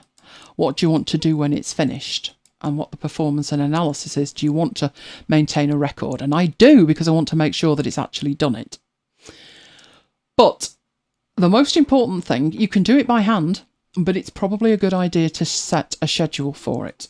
So if I set a schedule, at the moment there isn't one, but if I say do that hourly, starting at, so every hour, and I would probably put something like, let's say 35. Right, defer if another task is running, don't need to worry about that. Limit, no, I'm not going to do any of that. And if it's asleep, wake it up and make it do it. Okay? And OK to that. And that is now set up to actually do the job. Obviously, it's going to do that in about 1.5 minutes. And the first time it runs, it's going to take longer because what it's doing is transferring everything, and that was 1.5 gigs. Having said that, it's 2 SSDs. It's copying it from the main hard drive, which is an SSD, and it is copying it to another SSD because my Scratch drive is an SSD as well. So that is what is going to happen in about 1 minute's time. In the meanwhile, I could run that manually. At this stage, I'm just going to save it. If I wanted to run it manually, I just need to click Start. So if you could just put the link in, Mike, for Carbon Copy Cloner. Carbon Copy Cloner I use for not just drives, but if you look at what I've got in here, I do have Macintosh HD, so a full image of my bootable disk going to backup 1, 2 and 3.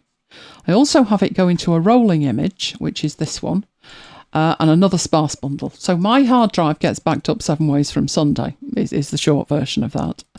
And I also have it in here, my 8 terabyte drives.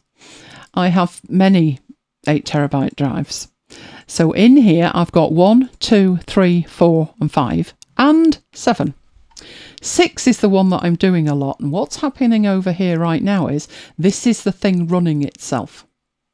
So it's doing that first backup. And you saw how quick it was to back up 1.5 gig. And an hour from now, that will run again. And then an hour after that. And it will just carry on doing that.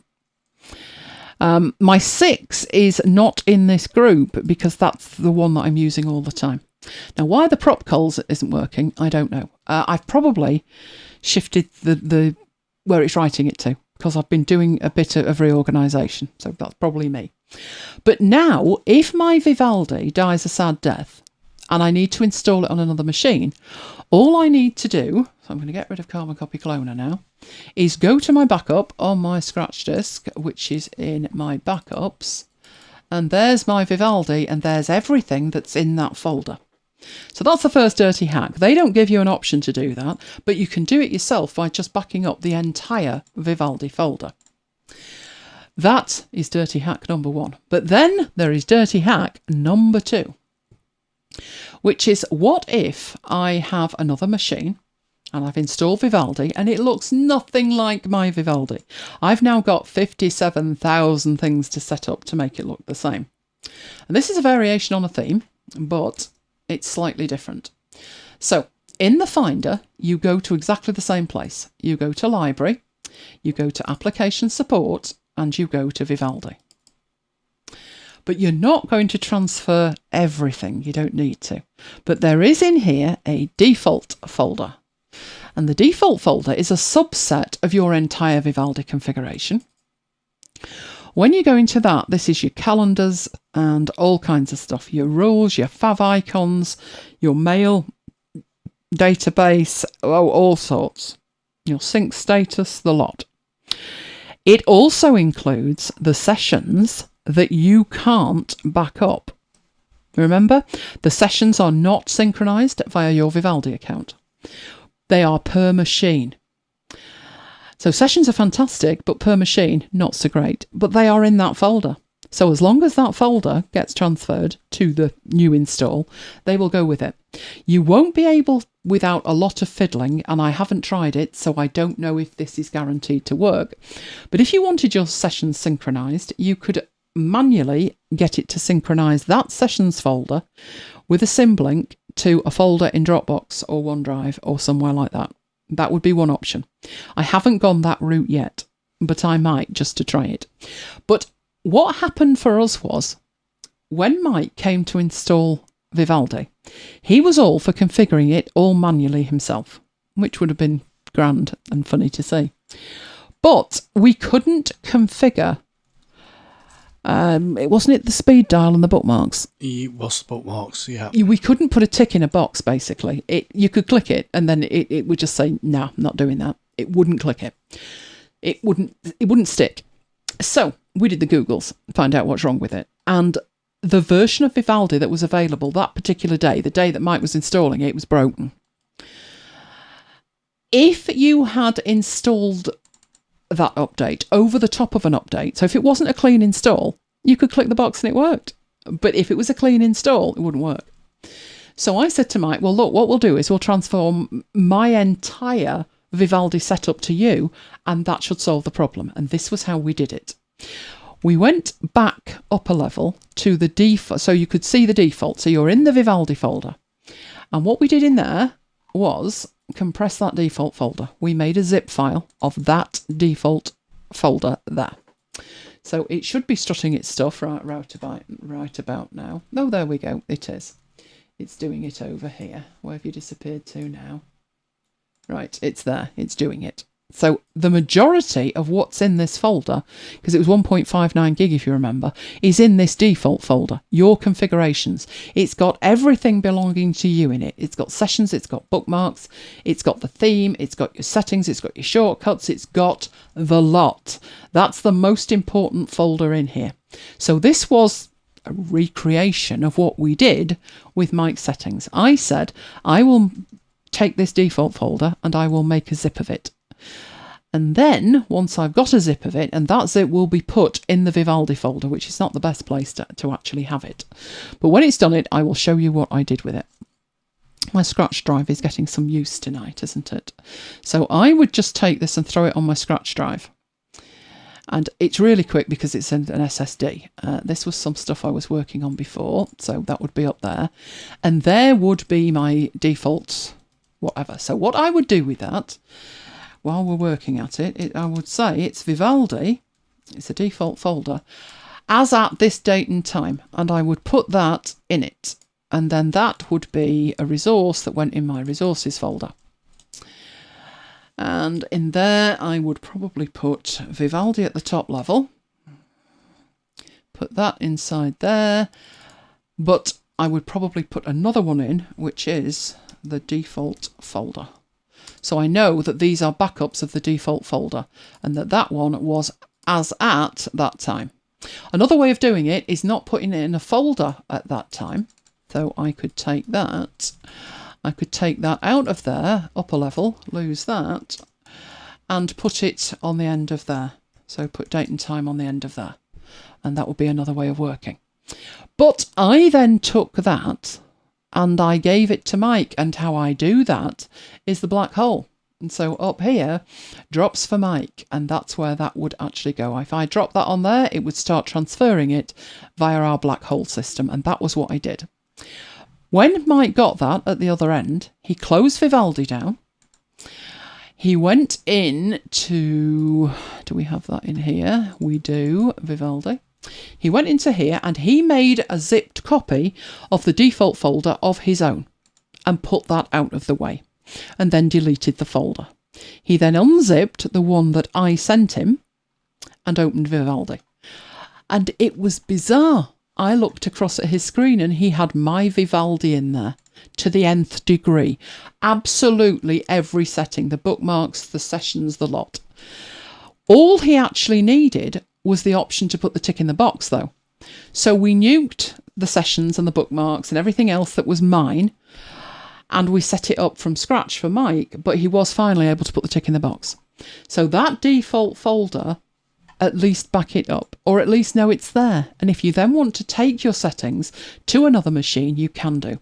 That is not supported by Vivaldi. So if it all goes terribly pear-shaped, they're not going to be responsible for that because they don't give you the ability to do that from within the application. But I have done that more than once and it's been absolutely fine. I think the trick is closing Vivaldi on the various machines as you're working on its inner working folder, if you're with me. But it works. So there is dirty hack number 2. Dirty hack number 1, how to make a backup of what you need. And dirty hack number 2, how to transfer your settings, all of them, from one machine to another machine. So hopefully when Kim catches up with us after her battery died, she will have enjoyed those dirty hacks because I know she loves dirty hacks. Right, okay, we are done with Vivaldi. I want to hear how you've configured your Vivaldi. That would be pretty amazing.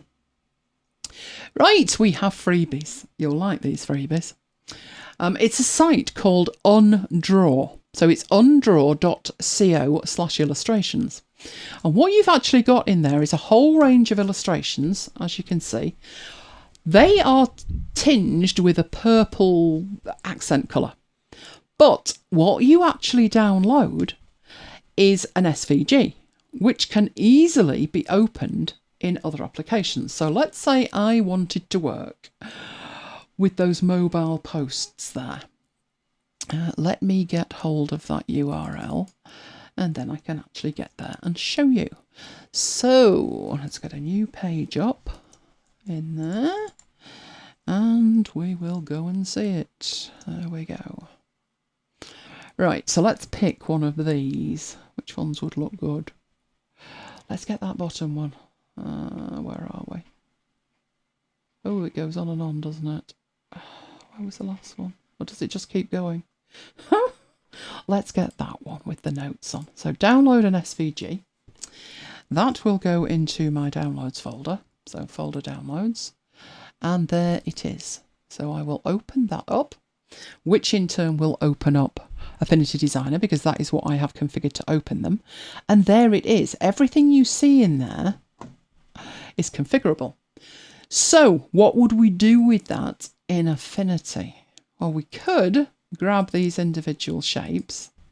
So let's grab all of those and then we could put a colour on them. So we could certainly change the colour that we've got there. So let's say I wanted this for the MacBite site. I could make that orangey. And I could grab her top and I could make that orangey too. Oh, need to take the sleeves. Right, like that. Oh, have I not got that one? Come on, let's get the purpley bit. Well, let's zoom in and get the purpley bit. That's better. Right, I could do that. But remember, in Affinity Designer, we can do better than that. Oh, yes, we can. So what we could do in there is, we don't have one in here at the moment, but I can add a document palette. And we don't want it unnamed, obviously. I tend to call the first document palette document, as in document colours. And in there, I can add a global colour, which means if I then grab all of this lot again, so let's grab that first bit and the second and the shirt and all of these and that and apply the global colour. Doesn't look like there's any difference at all, does there? But now I can go into here and I can change all of that. So all of these would work exactly the same. Actually liking that. But we'll go for the orangey. More orangey. And there we go. Really orangey. And then you've got these. We could make those green, couldn't we? So I particularly think they're very good because they're simple enough. We don't really want that green, do we? But we'll settle for a deeper green like that. They're simple enough that they're easy to recolour because some things they make recolouring them an absolute living nightmare. But that they don't, and then they can match whatever you need them to match. So I think that is particularly good. Right, let's, where are we? Let's save that in there and get rid of that. Who would use that? Let me know. Right, are you ready for your Excel extravaganza, Mike? I will when I've pressed record. I pressed record twice. Actually 4 times, because obviously the audio didn't like it. Right, I'm ready. So it's undraw.co.uk/illustrations. But Mike is going to be automating calendars, aren't you, Mike? Yes. So let's get you onto Mike's desktop. How many beta blockers are we going to need for Why? the state of your desktop? Not bad. I think we can live with it. Away you go. Right, okay, calendars. If I just go into Excel, you can, obviously, I think we've done this before, you can create a new document based on a template. And there are lots and lots of templates, particularly calendar templates. So you can either search for calendar templates there in the search box, or because I've actually used calendars before, it remembers the last few searches that I did, so I can just pick that one there. And you've got all of these calendars. Now, I'm not actually going to use one of these calendars to build something from scratch. The reason I'm showing you this is because a couple of weeks ago at work, somebody asked me if it was possible to do some kind of automation on a calendar. And they had already picked one of these. So what I did is I ran with what they'd done, because they were halfway through actually building this thing manually. And they said, could it be automated? So I thought, well, rather than starting from scratch, I'll just run with the template that you've chosen. So I just said, you know, did you build this calendar yourself? And she said, no, I just chose one of the built-in Excel templates. Now, I always say, you like a lot of the templates, don't you? But I always say with the templates that by the time you've actually destroyed what Microsoft have given you and built it to what you want, you could have started from scratch. You could, because you've got the knowledge, but I think for a lot of people, either they could use a template and then simplify it or change it to what they want, but I think it's a great place to start and then try and reverse engineer it. Yeah, it is. And we've done that a couple of times on After Hours. But what they did with this one is, I'll just open this file called Calendar 1. What they've done here is they've used one of those templates where you've got 1 month, one sheet per month. If you're wondering where January to August is, they actually started this spreadsheet, this calendar for September, and that's why I haven't got January to August. But it works. What I'm going to show you now is it will work exactly the same. So here's the calendar. It's pre-built. I've not had to do anything. The customer didn't have to do anything. We're just using one of the Microsoft templates. But the key to automating this is to fill in the details of what you want and click a button, and there's some code behind it. I'm not going to actually talk through the code line by line, but I'm going to talk about... go on. It'd be like bedtime stories. Well, you need to do Scrivener, don't you? I do. And an unboxing, and I'd rather they were awake for that and not snoring away through... There's scope there to have a book, right, an audio book, coding with Mike, that they could listen to at night. Yeah, or sleeping with Mike. No. Run away from that. Forget that. I didn't realise what I said there. Yeah. Oh, shouldn't let him loose live, should I? You know what I mean. I do. Anyway, get back to this. Right, the particular ask for this was they were trying to build an out-of-office calendar. Now, why they couldn't just... Well, I know why they wouldn't use just Outlook. Because what they wanted to do was they wanted to specify a range of dates. Now, you can specify a range of dates when you go into Outlook and you just create a new appointment and you say, I want it to go from this date to this date, and the subject is out of office. So why they didn't just use Outlook, I have no idea, but it gave me something to do for a few hours at work, and it gave me a demo to do for after hours, so I wasn't going to complain. Do you know, there's a lot of times that I think about people who want to build a certain solution in Excel, and you think, why? Yeah. There is a dedicated app for that. But for some reason, they are more comfortable in Excel and they're happier when their solution is in Excel. So you remember when you built that action tracker? Yeah. People went crazy for it. And you're thinking, but why don't you use things? And then they're just happier with it in Excel. Yeah. Somebody posted on Workplace this morning into the Excel Geekery group and said... I wanted to share that we've just built in our team 4 Word macros, and I'm sure the people in the Excel Geekery group are just as geeky about Word macros. And I wrote back and said, yes, this particular Excel geek is geeky about Word macros. Oh, I'm loving that. Kim says she's back just in time for sleeping with Mike, so she's a happy girl. The things you pick up, Kim. The things you pick up. Timing, dear girl. Yes, there's no answer to that, is there? Right, anyway, so back to what I was doing. What they wanted was they wanted to be able to create an out-of-office calendar.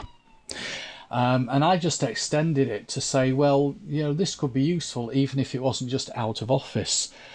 So what you could do is you could say, okay, the start date of this event, whether it's an out of office event or like an away day or something like that, was say the 10th of September, and the end date was the 13th of September. So that they fill in the 2 dates there. It could just be one date. It could be just a one day thing. So it was for events and away days as well.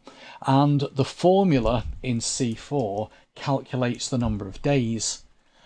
So I've just used a function in there to say, if A4 is blank, then leave this blank, because you don't want it to be putting a number in there if there's no start and end date. Otherwise, work out the difference between those 2 dates. And I have used the network days function because that will ignore the weekends, because this was a Monday to Friday job. Then they type in whatever the event is, whether it be out of office or whether it be like a team building exercise. our favourite things, not. And what I've done there is I've done an XLOOKUP to grab the month. The only time this won't work, so I did caveat it with there are some limitations, well, one limitation on it. The only time it won't work is if the start date and end date cross the end of a month. I could work on that, but their time was up, as they say. They only have a certain amount of time that they can hire me for, and I had other things I needed to do. So yeah, that formula there is working out the month, and it's working out the month based on that lookup table there. Do you know, I work much better in a team when I'm left alone. Me too. Me too. Funny that, isn't it? Yeah. Yeah. Do you know, I was once on a course, don't ask how this happened, but I was once on a course, and they wanted to pick 2 team leaders for a practical exercise, right? And I think the 2 team leaders were supposed to then pick a team. And I ended up with this guy, and he just didn't want to be there. And it was, well, you've got to work around him. You know, you've got to make him part of the team. And I'm like, do you know what? If this was real, I'd have sacked him yesterday. And then at the end of it was like, well, you know, he didn't work hard enough, so you didn't win. Oh. But I would have sacked him. Yeah, well, it's not real life, is it? Exactly. That's exactly what happens in real life. Yeah. I find it that you've got to work together as a team, they tell me. Are you a team player? No, I'm not. Why not? Nobody ever asks you why not. Why not? Because I don't want to be dragged down to everybody else's level of mediocrity. But if I said that, I'd never get a job, would I? No. Are you a team player? Oh, absolutely. Love it. Not. No, I better not say it. No, I won't say it in public. Leave it alone. You never know who might be listening. Exactly. You don't. Yeah. Leave it alone. I can quite happily admit, not a team player. I'll tell you in private later. Oh, promises. No, I went for an interview for a job that I did get, and I slagged off a certain organisation, and the person who was interviewing me is fully committed with that organisation. And somebody else said, who was in the interview, said, "I thought I'm amazed you got the job after that comment." You can probably work it out. No, I can't. So tell me later. Okay. Now I'm all excited. I'm all excited. Right, so... You were talking about sleeping, if you remember. No, that was ages ago. Yes, right. But we're all still giggling about it. Okay, so anyway, the way this works is that you click on Add to Calendar. So I'm going to delete those dates there. You click on Add to Calendar, and what it does is it actually fills in column K using all the dates that I have selected there. So the 10th through to the 13th of September. It then tells me the calendar has been updated.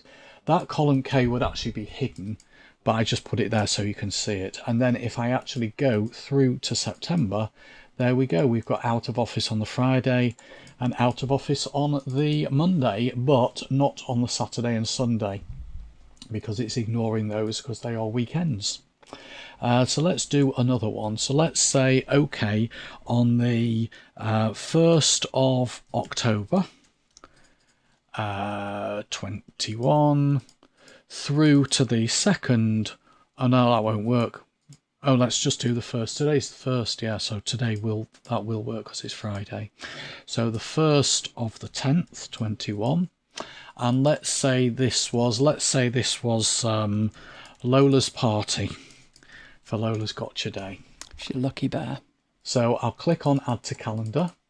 And what it does is it actually automatically clears column K and then fills in just that date. And if I go to October, there we go, Lola's party.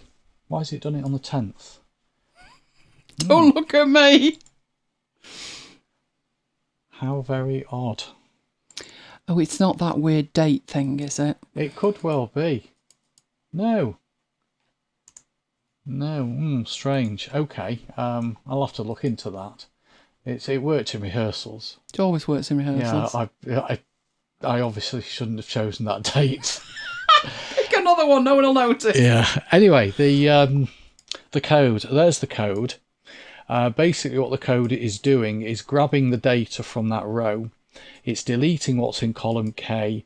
It's then putting everything into column K, and then it's searching. Now, one of the problems I had was I actually had to get it to search for the first instance of number 1, so that it started on that particular day, and then go through and find the correct date. And once it's done that, let's just go back through to the code. It's actually just taking the data from whatever the event name is and just filling it into the cells. So that was one thing I did last week. It must have been calendar week last week, because somebody else came to me and said they had a requirement for a calendar automation. So I said, funnily enough, I've actually just done one of those. Do you mind using this template? Do you mind if it looks like this? Yeah, well, yeah, they were happy with that. So basically what they had is they had a bunch of speaking engagements. So what I've done is I've filled in some dates. I've filled in the name of the speaker. You see, I've just made some up there. So we've got John Doe, and we've got Lola Bear, and we've got Unicorn. Oh, Unicorn! Unicorn! Yeah. Yeah. And John is speaking at an Excel meetup. Lola is speaking at a pause party. Oh, nicely done. Yeah. But what they wanted to do, theirs was different in that they just had individual dates of speaking engagements, and they wanted to bulk fill all of these into the appropriate dates. So the concept is the same. It was just a slightly different application. And one of the things that they had was that there might be more than one speaker on the same day. So what I've done, I've deliberately done that there for the 1st of December. So when you click add to calendar, that will just pick up everything. That was a bit too quick. So let me just unhide a couple of columns. Yeah, because what I did is I created this extra column which was hidden, which puts a Y into the cell when it's added it to the calendar. Because what they wanted to do is they wanted to keep those appointments there and then add to them. And if I just kept clicking add to calendar, it would actually add those in multiple times. So I just basically added the letter Y for yes, and it just ignored anything that had a Y in it. So now you can see that column. I'll click add to calendar. What it's done, you see, it's gone through the list of events. It's said yes, they've been added to the calendar, which means if I click add to calendar again, it won't add those a second time. And this was actually the 3rd iteration of this, as they kept changing their mind about what they wanted. Customer saying. Anyway, if I go to October, we've got Lola Bear as a speaker there on the 11th. If I go to November, we've got John Doe there. And if I go to December, we've got Unicorn. Now, you'll notice that there's a little red marker against the 10th here. And as you possibly will know, when you see a little red marker in a cell, it means that there is a note attached to that cell. And if we hover over that cell, it just says this cell contains multiple speakers, double click the cell to view.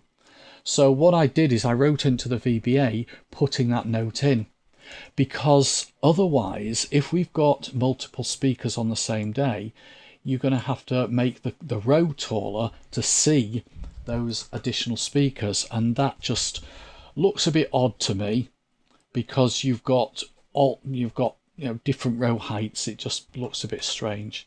So if you actually double click on there, it just opens that cell out and you can see who is speaking on that day. And that as well was done with a lot of VBA. It was actually very similar VBA. So I was able to just reuse pretty much what I'd done for the first one.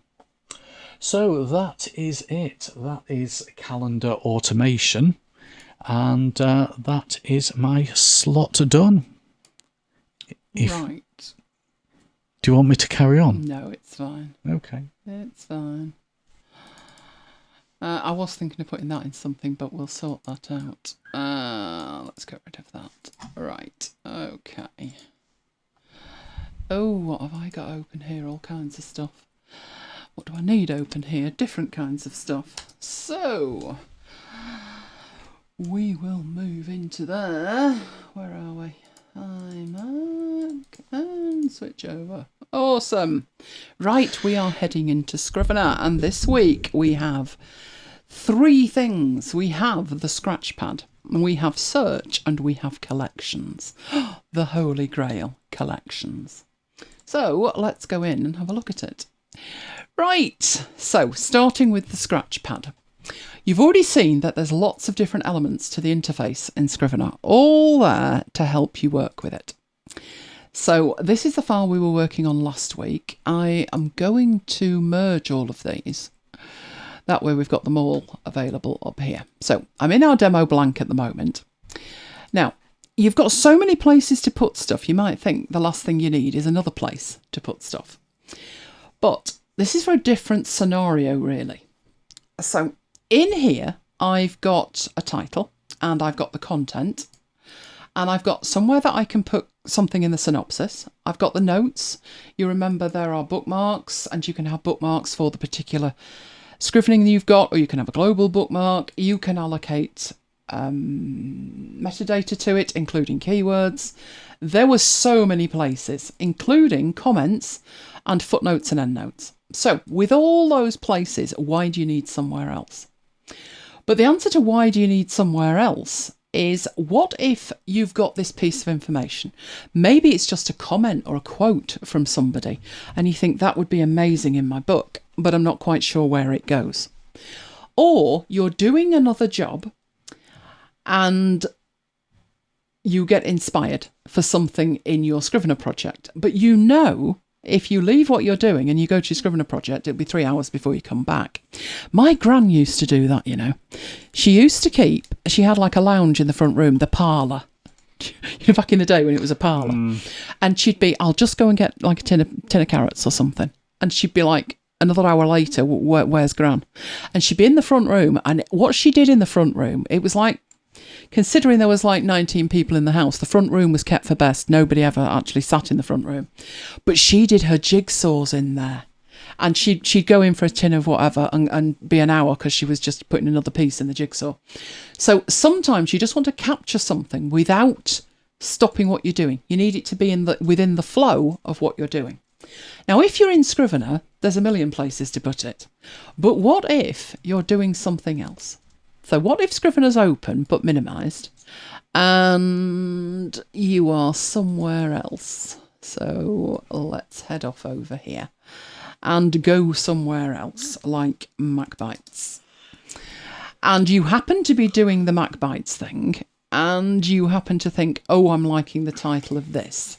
I might want to mention that in this week's newsletter or something like that. So it could be the URL of it, it could be some text within it, but whatever it is, you want to capture it and have it available for future use. So I'm going to say, let's take the URL in Markdown format. But where do I put it? Because I'm in MacBites mode. Well, the Scrivener Scratchpad is the answer, and the Scratchpad is like having a notebook on your desk, open to a blank page that you just keep writing stuff in. In my case, that's a packet of post-it notes or a notebook. Well, you have the equivalent in Scrivener. You have the Scrivener Scratchpad, which is there.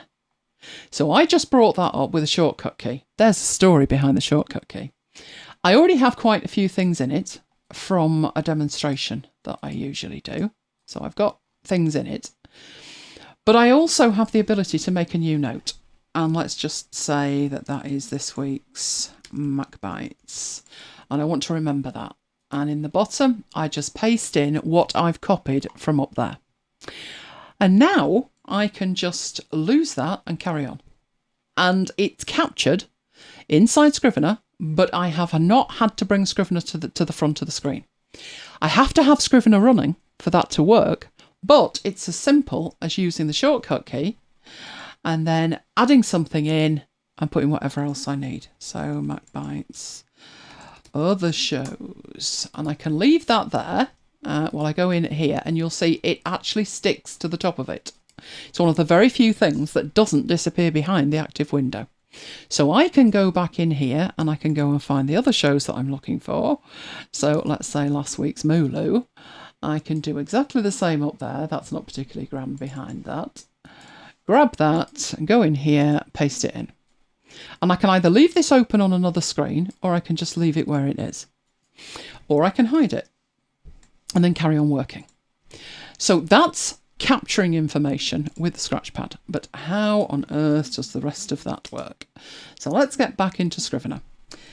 Now, first of all, the Scratchpad.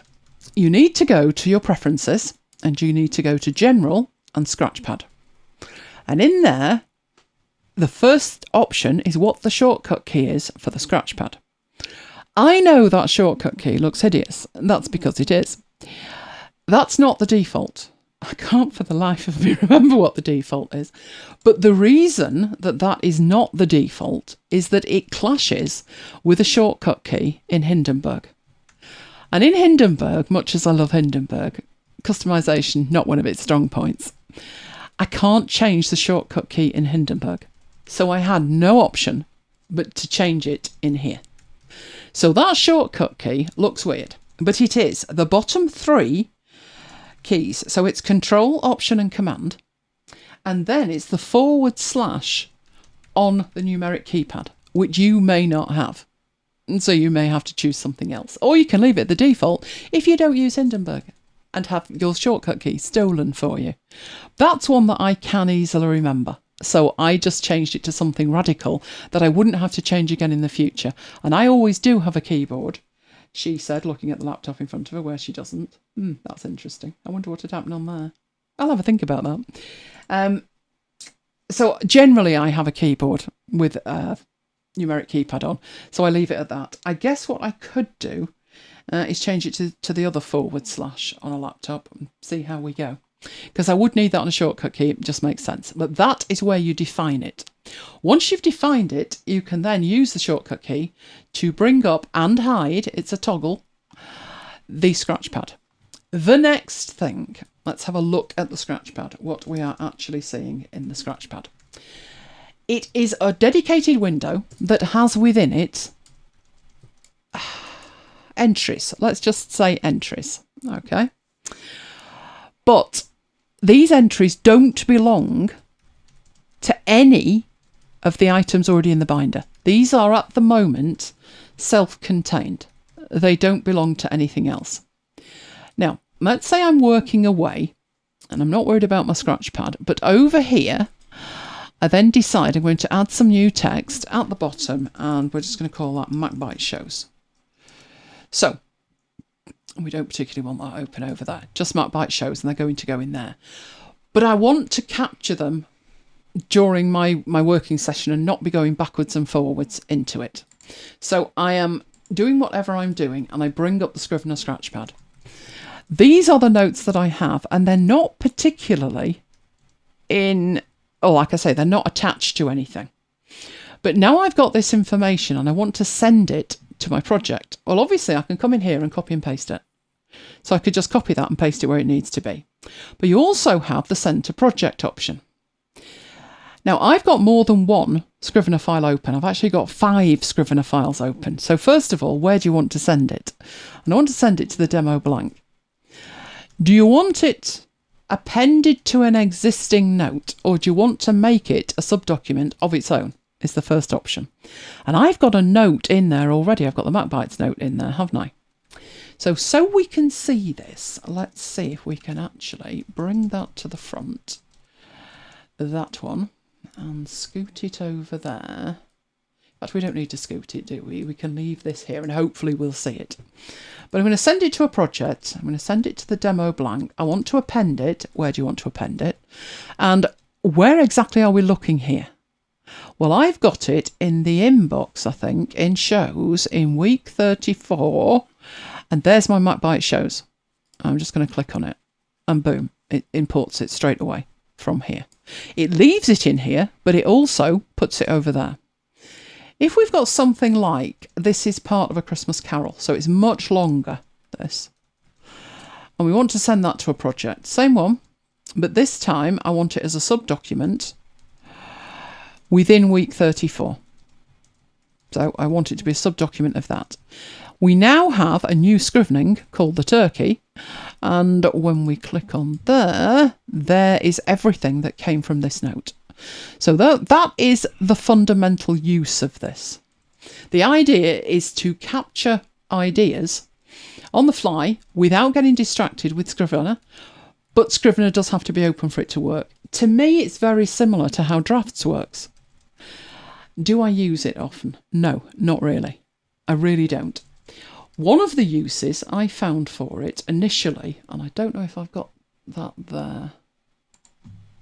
I don't think I have. I used to keep shortcut keys in it like that. And what I would do is, when I'm talking about the command key, I would come in here and copy, or come in here and copy. What I ended up doing was putting those as Typinator shortcuts. So I didn't particularly need it for that either. So I must admit, Scrivener Scratchpad wise, I don't use it to any great degree. But when I started with it, I thought, well, obviously, the main problem with this is going to be, I'm working with Scrivener on my desktop and I put stuff in my Scratchpad. And then I go to Scrivener on my laptop when I'm out and I don't have access to the Scratchpad. Unless you change the location of it. So in the preferences that we were looking at, we looked at the hotkey, but there's also the location of it. And if you look at the location of mine, which isn't the default, it's users, Elaine G, Dropbox, application support, Scrivener, and keep going. I don't think you can actually see it, can you?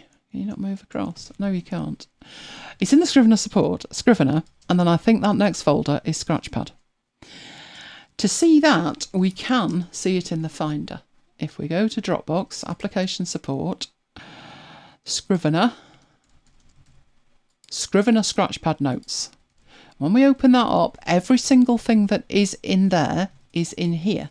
So this one is the shortcut keys. There is the shortcut keys. And if we preview it, it's exactly what's in here. So everything in here is a rich text file. It can be edited by itself. It can be edited in, a markdown editor or a text editor of any description. It's just text or rich text. Now there's one there that says plain text, and that says this is plain text in a plain text file. If we look at that one, which is plain text, the font looks different, and the font looks different, indicating it is actually a text file rather than being a rich text file. The rich text file ones give you the opportunity to put images in it. So that is actually an image of Scrooge. Which one's that? A Final Spirit. So let's have a look at it in there. Oh, it looks like the graphics is huge and it's not previewing it, but there is a graphic in it. And some of them have text and a graphic in it. Not that one, obviously. But that is how it works. So this Scratchpad is only actually an interface sitting over the top of a series of external files. So the beauty of that is, by having this in Dropbox, I can set up in Scrivener every install of Scrivener I have on any machine, and every machine points to the same Scratchpad folder. And then when I go into the Scratchpad, they're all the same. So as soon as I add something into this Scratchpad, it appears on the Scratchpad of all the other instances of Scrivener that I have, because it's configured that way. So it's very flexible to use it. You can choose a default format. So as it says rich text with attachments, the RTFD one, you can also have just rich text or plain text, but I make it the rich text with attachments just in case I want to add anything to it. There's very few options in there. As you can see, there's only really the 3 options. but it's enough to actually use it. I think it is better to use the Scratchpad than drafts, unless you can configure drafts to actually directly send something to Scrivener. But the thing to think about is, with Scrivener, the Scratchpad, if you set it to Dropbox, will work cross-platform with a Windows install, whereas drafts is a Mac-only application. So I think it's probably a good idea to stick to the Scratchpad, as long as it's configured correctly. But there you go, that is the Scratchpad. As I say, the only downside with it is that Scrivener has to be running. What I will say is I leave Scrivener running all the time, because I'm working on 2 courses. I've got MacBites to think about. I've got the email generator. So the only one of these I would actually close is probably this demo one. I leave it running all the time, and it doesn't impact at all on the performance of the machine. So you could do that, and then when you want to grab something, and it could be literally, I've got to remember to put that in the email. That's a good place to put it, because I would check that before I do anything else. So that's the use of it. Let me know in the chat if you were aware or if you use it. Let me know. And it would help, of course, if I could see the chat, wouldn't it? There it is. Right, okay. So the next thing I'm going to be looking at is the search options. And we've seen a little bit of the search options. So if we wanted to go into here and search for something like Scrooge, as you start typing, it searches and it's showing you the text. So I've got a lot of text in here that actually mentions Scrooge. So we've got, what's today, my fine fellow, said Scrooge. And then we've got said Scrooge to himself. Later on, we've got said Scrooge. And then said Scrooge again. Maybe Dickens needs to find a different word for said. But there's lots in there, all right? And to find it, you just click on it and then it will highlight that instance of it down there. Oh, here's another said Scrooge. And again. Do you think I should criticise Dickens for that? Because, if I did that in an English essay, I'd have been carpeted for it. Best book ever written, though, so I better not. Right, so that's the basic search at the top. And once you've done a search, you can then extend it to a full project search. But that's not the kind of search that's probably the most powerful. The most powerful is when you're searching for something within the binder, as far as I'm concerned. Now, it doesn't look like you've got any kind of search within the binder, because there's nowhere to put it. That isn't obvious, I don't think, that you can actually click it and it turn into a search, but there you go. Right, so there is a search, it's over here. We have this search option to search the project. We also have this, whether you want to search in the project, this document, whether you want to find it by formatting or whether you want to replace something. But we're going to keep it simple, and we're just going to click on the search option, and then we have up here the ability to search. And what we're searching is across everything, so hence it appearing at the top of the binder. So let's say we're looking in here for Scrooge, because we've already done a search and we know that there's Scrooge stuff in there. So let's do that. Oh dear, it doesn't come up with anything. That's by design, because if I take that away again and we start completely from scratch, it says keywords, any word. So actually it's looking for a keyword. So did we have any keywords? So if we look down here and we go across here, this is where we can see the keywords, and there is no keywords. So that's not working well. That's why we're not finding anything, because we don't have any keywords in there. But in our keywords, if we go in here and we put a keyword of, let's put Scrooge in that one. The Scrooge is mentioned in there. Right, and we go back up here and we do our search and we put in Scrooge. We now get one item returned, which is the one item that does have the keyword of Scrooge attached to it. Yes, that would work if there were other items in here that had the Scrooge keyword. So I can never remember where the keyword thing is. So I pretty much do this. I use Command, Shift and / and I type it in. So keyword. No, not keynote, keyword. Right, and I've got the options in there. The corkboard view, show them, outliner view, or inspect the keywords, or show the project keywords. Ah, fabulous. There they are. So what I can actually do with that Scrooge one is allocate it like this. Just drag and drop it across. So now I have more than one with the word Scrooge in it as a keyword. So let's do the search now. And everything that has that set as a keyword shows up in the results. And it's actually showing them to you in the binder order. But you can change that. So you could have it by title or you could have it by date. And you could choose whether it's A to Z or Z to A. So ascending or descending. So there's lots of things that you can do with that. But let's use a file that makes more sense in terms of it's a real file. And it's one that I have decided that collections is going to work fabulously for me. But I'm going to show you the search results first. So that's the basics of it in a demo file. But let's use a real file. Oh, let's go into our email generator, and this is real. So in here we have this. That's the mails for the week. All right. Now, some of these, like that one, is the MacBites mail. And some of them are for VIP mail. So that's the MacBites one. That's a VIP. That's another VIP mail.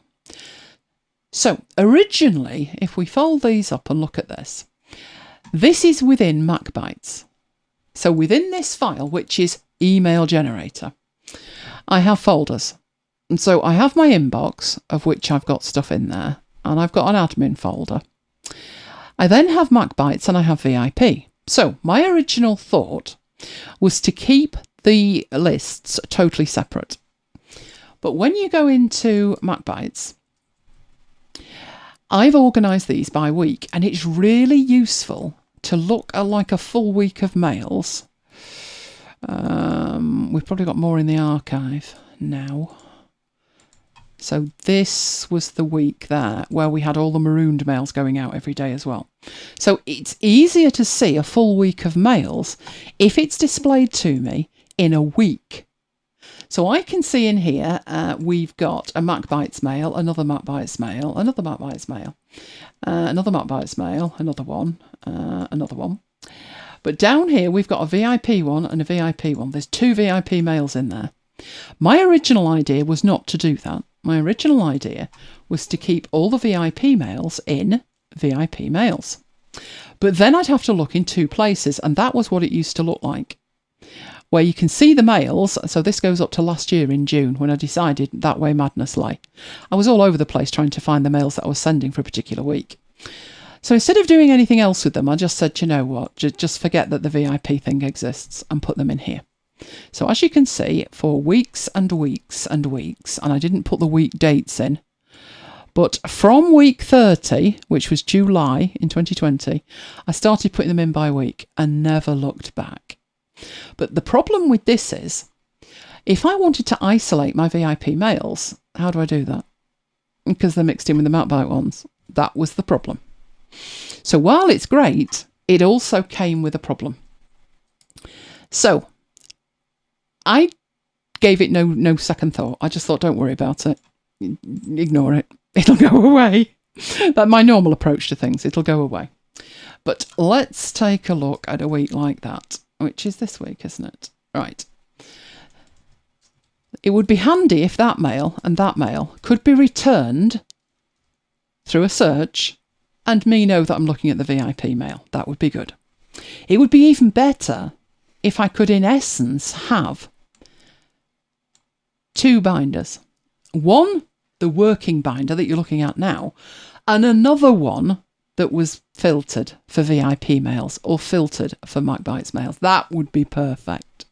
Well, we already know that we can search. So one option is to use the search. And what does a VIP mail look like? It's got space dash space VIP at the end of the title. And that returns that many. But we know there's many, many, many more VIP mails. So what's going on?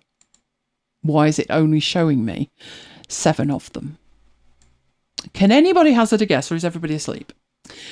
Let's pick on Mike. He won't have been paying any attention and will not have a Scoobies. I have no idea.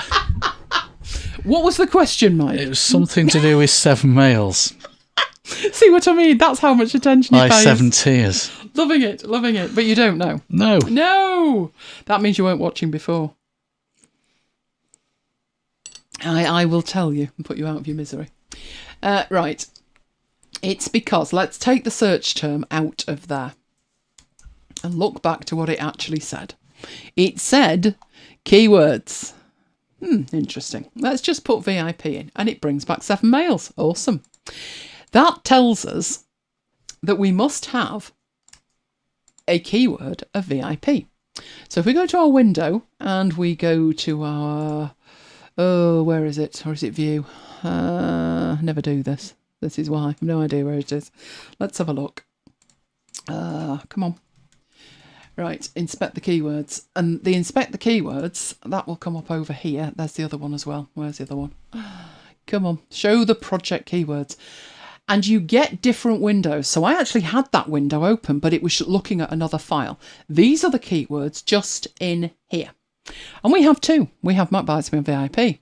Useful. So in these mails here, we have 2 that are VIP and 2 that are MacBites. But if we click on the VIP one and we look over at the keywords, it's not marked as VIP. And neither's that one. And these 2 aren't marked as MacBites. No wonder things aren't working. But if we took the MacBites one and we allocated it to that, now it shows over here. We take this MacBites one and put that on there, and we take the VIP and put that on the 2 VIP mails from this week, and then go check them. So that's tagged VIP over on the right, that is tagged MacBites, that's VIP, and that's MacBites. If we now do a keyword search for VIP, knowing that we had 7 before, we now have 2 more, and that's totally correct. So you've got to remember with this search that it's searching for keywords and nothing else. So every mail that's a VIP mail would need to be keyworded as VIP for this to work. However, there is another way to do it, which again, not obvious, but this magnifying glass has a disclosure triangle next to it. And if we click on that, oh, how clever. We can now say, search all, search the title, search the synopsis. You can be as precise as you need. And in this case, if I search the title and I put in VIP, I get a whole lot more results. Everything with VIP in the title, which looks grand. Apart from the fact I've got too much in it, because this is the branding, the head, the sign off and the footer and signatures. And they're not really mails. They just happen to have VIP in the title. So to be honest, it's going to be more accurate if I did keyword all of these, which isn't going to be as arduous moving forward as it is to go back through them. Right, how would I do that? Well, going forward, when I create a new week, I need to have them already pre-tagged. And how we do that, I have templates and I have the weekly mails. So let's open these up. And then within there, so I'm just going to option click, I can see which ones are the VIP ones. So all I actually need to do in the template is add the VIPs to the VIP mails. And that one there. And then take the MacBites ones and apply that to the MacBites mails. There we go. And we're done.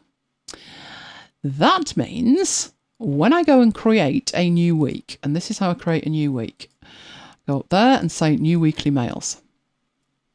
It puts it there. I put the week number. So we're heading into week 42, which is 2021, and it'll be the 18th, and that will run to the 25th, I think. Don't quote me. We'll call it right.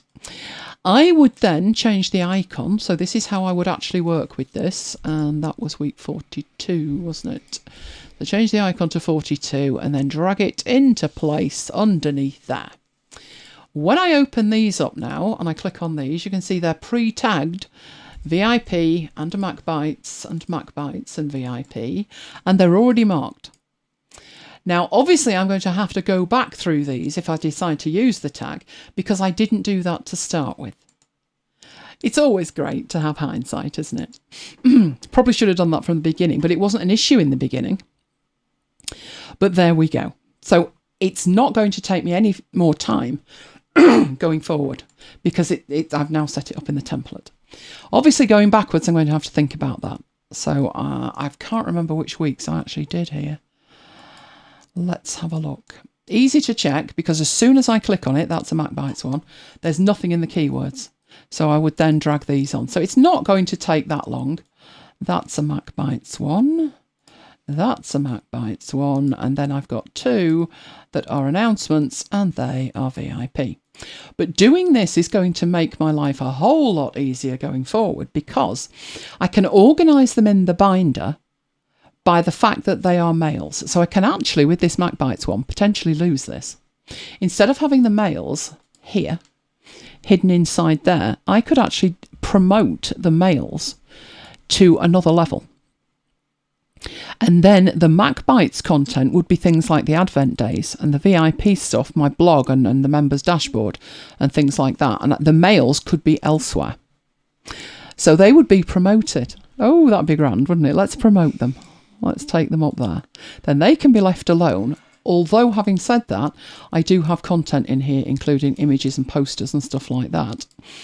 But I can still get to those very easily. And the mail is now promoted up there. And it means, because I've put these in as keywords, instead of searching the titles, I can search for keywords.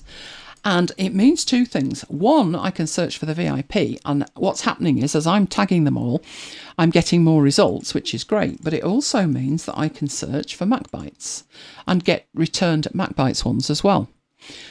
We have other lists. I can put tags in for the other lists. So I would be keywording by list. And in my keywords, I could be even more precise about that. So I could actually add in here lists. And then these I can put underneath that. So these are my lists. And that frees me up to creating another top level that means something else. So that could be like promotions that you're running. So this was the Advent one. You can then, so let's say we did promotions and we put that in at the top level. And then add a basic one in there. So let's say the Advent is in there. And that's kind of Christmassy. So shall we make that like a lovely Christmassy green? I would say red, but can't keep picking red, can I? Let's have a lovely green. Oh dear, that's dire. That's better. Let's have the ferny coloured one. And there will be nothing to stop you tagging something that it's going to the MacBites list, but it's to do with the Advent promotion. And that way, you are supercharging what you can do when it comes to collections. So, I can't remember if I've put them in there for this year or not yet. I know we've got last year's. But they were... What week did they go out? Were they all in there? I don't believe they were. No, I think what I did with them, they were in MacBites and they were in Advent days. There they are. So there's the 2020 ones. So instead of having them separated like that, where they're locked away in Advent days, if they were all tagged, so these would be tagged, all of that lot would be tagged MacBites and Advent. Can we do that all at once? Let's have a look. There'll be a way to... Yeah, they're all tagged as Advent. They're also all MacBites. So all of those went to the MacBites list. So let's tag them that as well. And then have a look at it. And it's MacBites and it's Advent. Which means if we close all of that lot up and we go back up here and we put in MacBites. There's our MacBites mail. All of those were MacBites, but not all of them were Advent. Do we have to put these in? I thought we could do multiple ones of these. Might have to syntactically change that so we exclude something else, but you get the idea. And certainly if we wanted to get the Advent mails, boom. You could go more granular than that. Whether you would or not depends on how you want to think about how you would want to get these back. You could put Advent 2020 And that way you'd be able to go more granular than that. So we can do magic in there in terms of we can search for keywords, we can search for words that's in the synopsis or just the notes, we can search for a label or a status. That one's saying any, so if I change that to all and put MacBites in there, that should solve our problem. They are now MacBites and their advent. So you just have to change the operator in here. You can even regex this. Right, now, a couple more options in here to be aware of. I'm not getting into regex at the moment. That's a whole session on its own. But your options are down here. You can exclude stuff that's in the trash. You can exclude templates. But these options where it says search the included and search the excluded, what on earth is that? You have the ability to decide within the content whether to exclude something from compile. So what that would look like, if I go into the demo here and we want to work, let's get the outline. Right, at the top level of the outline in here. Right, you can bring in here extra fields. And one of the extra fields is whether it's included in the compile or not. And these are all overtly included in the compile. But if I didn't want this one in here, let's say like the style guide, I don't want the style guide compiled with it, take the tick out of it. That is now excluded. So when you are searching up here, do you want to search included documents and do you want to search excluded documents? And often you may not want to search excluded documents. And that's what it means, excluded from the compile. You can be case sensitive. There's all of these options that you've got available in there and even find the duplicates. But the fundamental reason for doing something like this, as far as I'm concerned, is to speed it up in the future. So I'm doing this for real. I have not set this up to do this before. I am doing it for real right now. That I need to be able to see the MacBites mails and the VIP mails separately, quickly, not running searches on them and piddling around. I know if I VIP, anything that is keyworded VIP will show up, and that's exactly what I want. That's great. But I've got to keep going and searching it. And then I would have to come out of it, and then I would have to toggle that off. And then the next time that I want to go into it, I'd then have to do it again. And that seems a waste of time. And that is what collections are for. Just let me get rid of that into there, because we don't need to be looking at that, do we? Collections are a way of taking a search and saving it. And it's as simple as that. But people overcomplicate it. So, first of all, I'm actually in my real email generator. This is the file that is open all the time when I'm writing emails. And I'm going to do a keyword search on there. And I am interested in the VIP mails. And that has returned the VIP mails. Right, from here, you have a good few options. One option that we need to think about is these four at the bottom. They're VIP all right, but they are the templates. So, where we have, somewhere in here, exclude the templates, we want to take away those bottom four. So exclude that, and now we're restricting it to just the mails that we want. Oh, this is grand. Then we have an option down here, where we can do all kinds of stuff. All right, so we can add new stuff, we can put section types in, all kinds of stuff, add it to a collection. We've got options down here. We also have at the top there that we can sort it. Now in this circumstance, it won't make that much difference. We've got it by the binder order, so we are going from the latest mails backwards. Should we leave it set like that? Well, one option, if we sorted it by title, because the date's at the front, it moves fractionally because these then become alphabetical. But it also gives us the option to have the latest mails at the top or totally flip it round and have it the other way. So that's actually quite nice. I'm liking that. Right, down here, is it in there? No, it's not. Where did you put it? I definitely had you there before. Right. Where's it disappeared to? Right, that option there puts the search results in here, which enables you to work even better with them. So I'm going to flick this. So we're only seeing the search results. And the reason that this is a good thing to see is you can add in here any labels that you want to see, any extra meta in here. So maybe you want to see the word count of just the search results, which you can't see over here. You don't get the option to see it over here. But by passing the search results into the main window, you can do other things with it and see other information that you can't see over here. Right, back to the top up there. This has got that it's searching in the keywords, which is exactly what we want, and we want all the words down here. You can edit it like I've done here to say exclude anything in there. I also would want it to exclude anything in the trash, to be honest, because I don't want to see anything coming up in there. Let's have a look. And I think that's it. That is perfect for me. And right down at the bottom, you have the option to save this search as a collection. So that would be a good idea. Right, it says, you're now saving a search collection. So enter a name under which to save this search.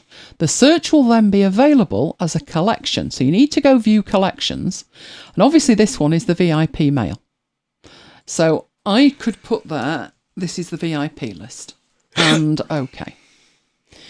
Now, you'll notice up there that that's changed colour slightly. We can change the colour of that if we want to. But it doesn't look like it's made that much difference until I hide it and come out of here. So how do I get back to that? Well, there was view, and available from there, there was collections, view collections, show collections. And what that does is show all of these. So obviously I've got other collections in here, and one was the VIP. But in here I have VIP list, which is at the top. And all I need to do to be able to see that is just click on it. And I'm sorted. I can do that so I can scroll up and down. But in here, I am now looking at that list and only that list. But it's automatic that if anything else was added, so anything else had the keyword added to it, that would automatically be applied and appear in this collection. Right, I do believe, let's get rid of that, so we'll close that.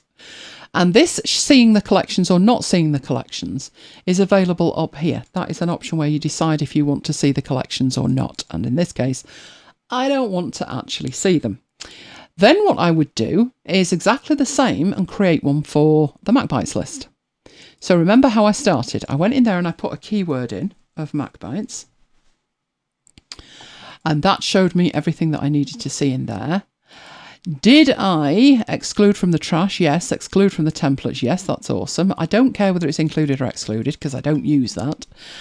And that is ready to go and be saved as a collection. So in this one, this would be the MacBites list. And okay, and now I've got that. And that means when I come out of here, come out of there, see the collections again, which you can do up here as well. You show the collections easier from there. There's the MacBites list. As soon as I click that, it filters out and I'm looking at just the MacBites mails. And I can get more granular with whether I have the advent or don't have the advent. But that is all a collection is. It's a subset of what's in your binder, pre-filtered based on the criteria that you've given it.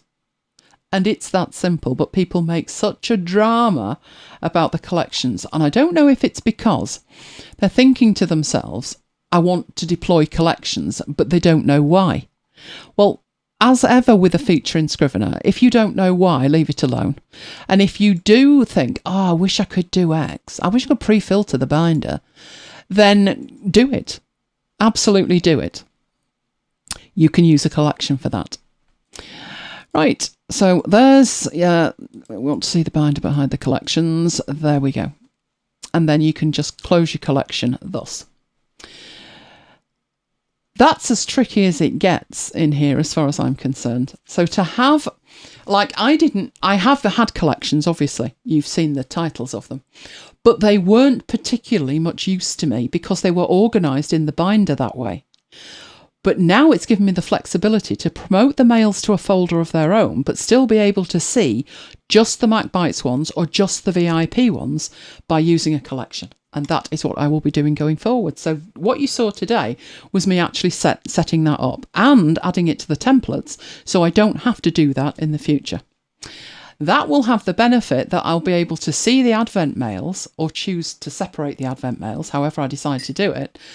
But the Advent mails, instead of being in a folder of their own because I need to see them together, I'll be able to put them with the other mails and just have a collection that is Advent Mails 2021. Oh, it'll be grand. It'll be grand. So, any questions on that? Let me know. Any questions before we head into our unboxing, which is going to be interesting. Right, I'm going to close over my laptop and get the laptop out of the way, because the laptop is in the middle of the desk right now. So let's get rid of that over there. I have to flip that round because it's going the other way. Oh, cables. Right, I think we might be heading towards compile sometime soon. You never know.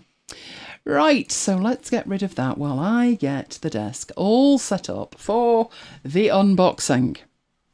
Right, I've got that over there, got that there. Need to come out of that and make sure that I can record it, and then I think we're good to go.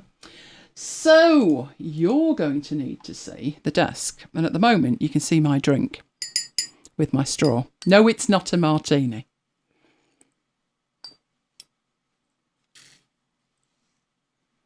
If I get rid of that, there you go, Mike. All drunk, so it's not on the desk now. Fantastic. Right. Carol says that was really useful. Good. I'm glad you found that useful. Right. Mike. Oh. We have an issue. We have a visitor in the office. Why is that spider on the wall, Mike? I don't know. Well, when it heads that way, if it heads that way, you deal with it. I don't deal with spiders. That's I'll what I have keep to go on and get for. a ladder. Well, go and get the ladder and have it ready to go, right? While we get the camera on this. It's only a tiny unboxing, but you know any unboxing's grand, isn't it? There we go. Now, I'm going to have to come out of what I've got on here, even though technically speaking I shouldn't have to come out of what we've got going on here, because I need to push the button. Right, I've now pushed the button. So hopefully all of that is grand and working, which means I can head off back into there. Marvellous. Right, so you should be able at this stage to see my desk. And I will move the keyboard. And it's only tiny, isn't it? It's tiny. But it's still worth having because something broke. I've got a picture of the something that's broken, but I haven't had a chance to get it in the presentation.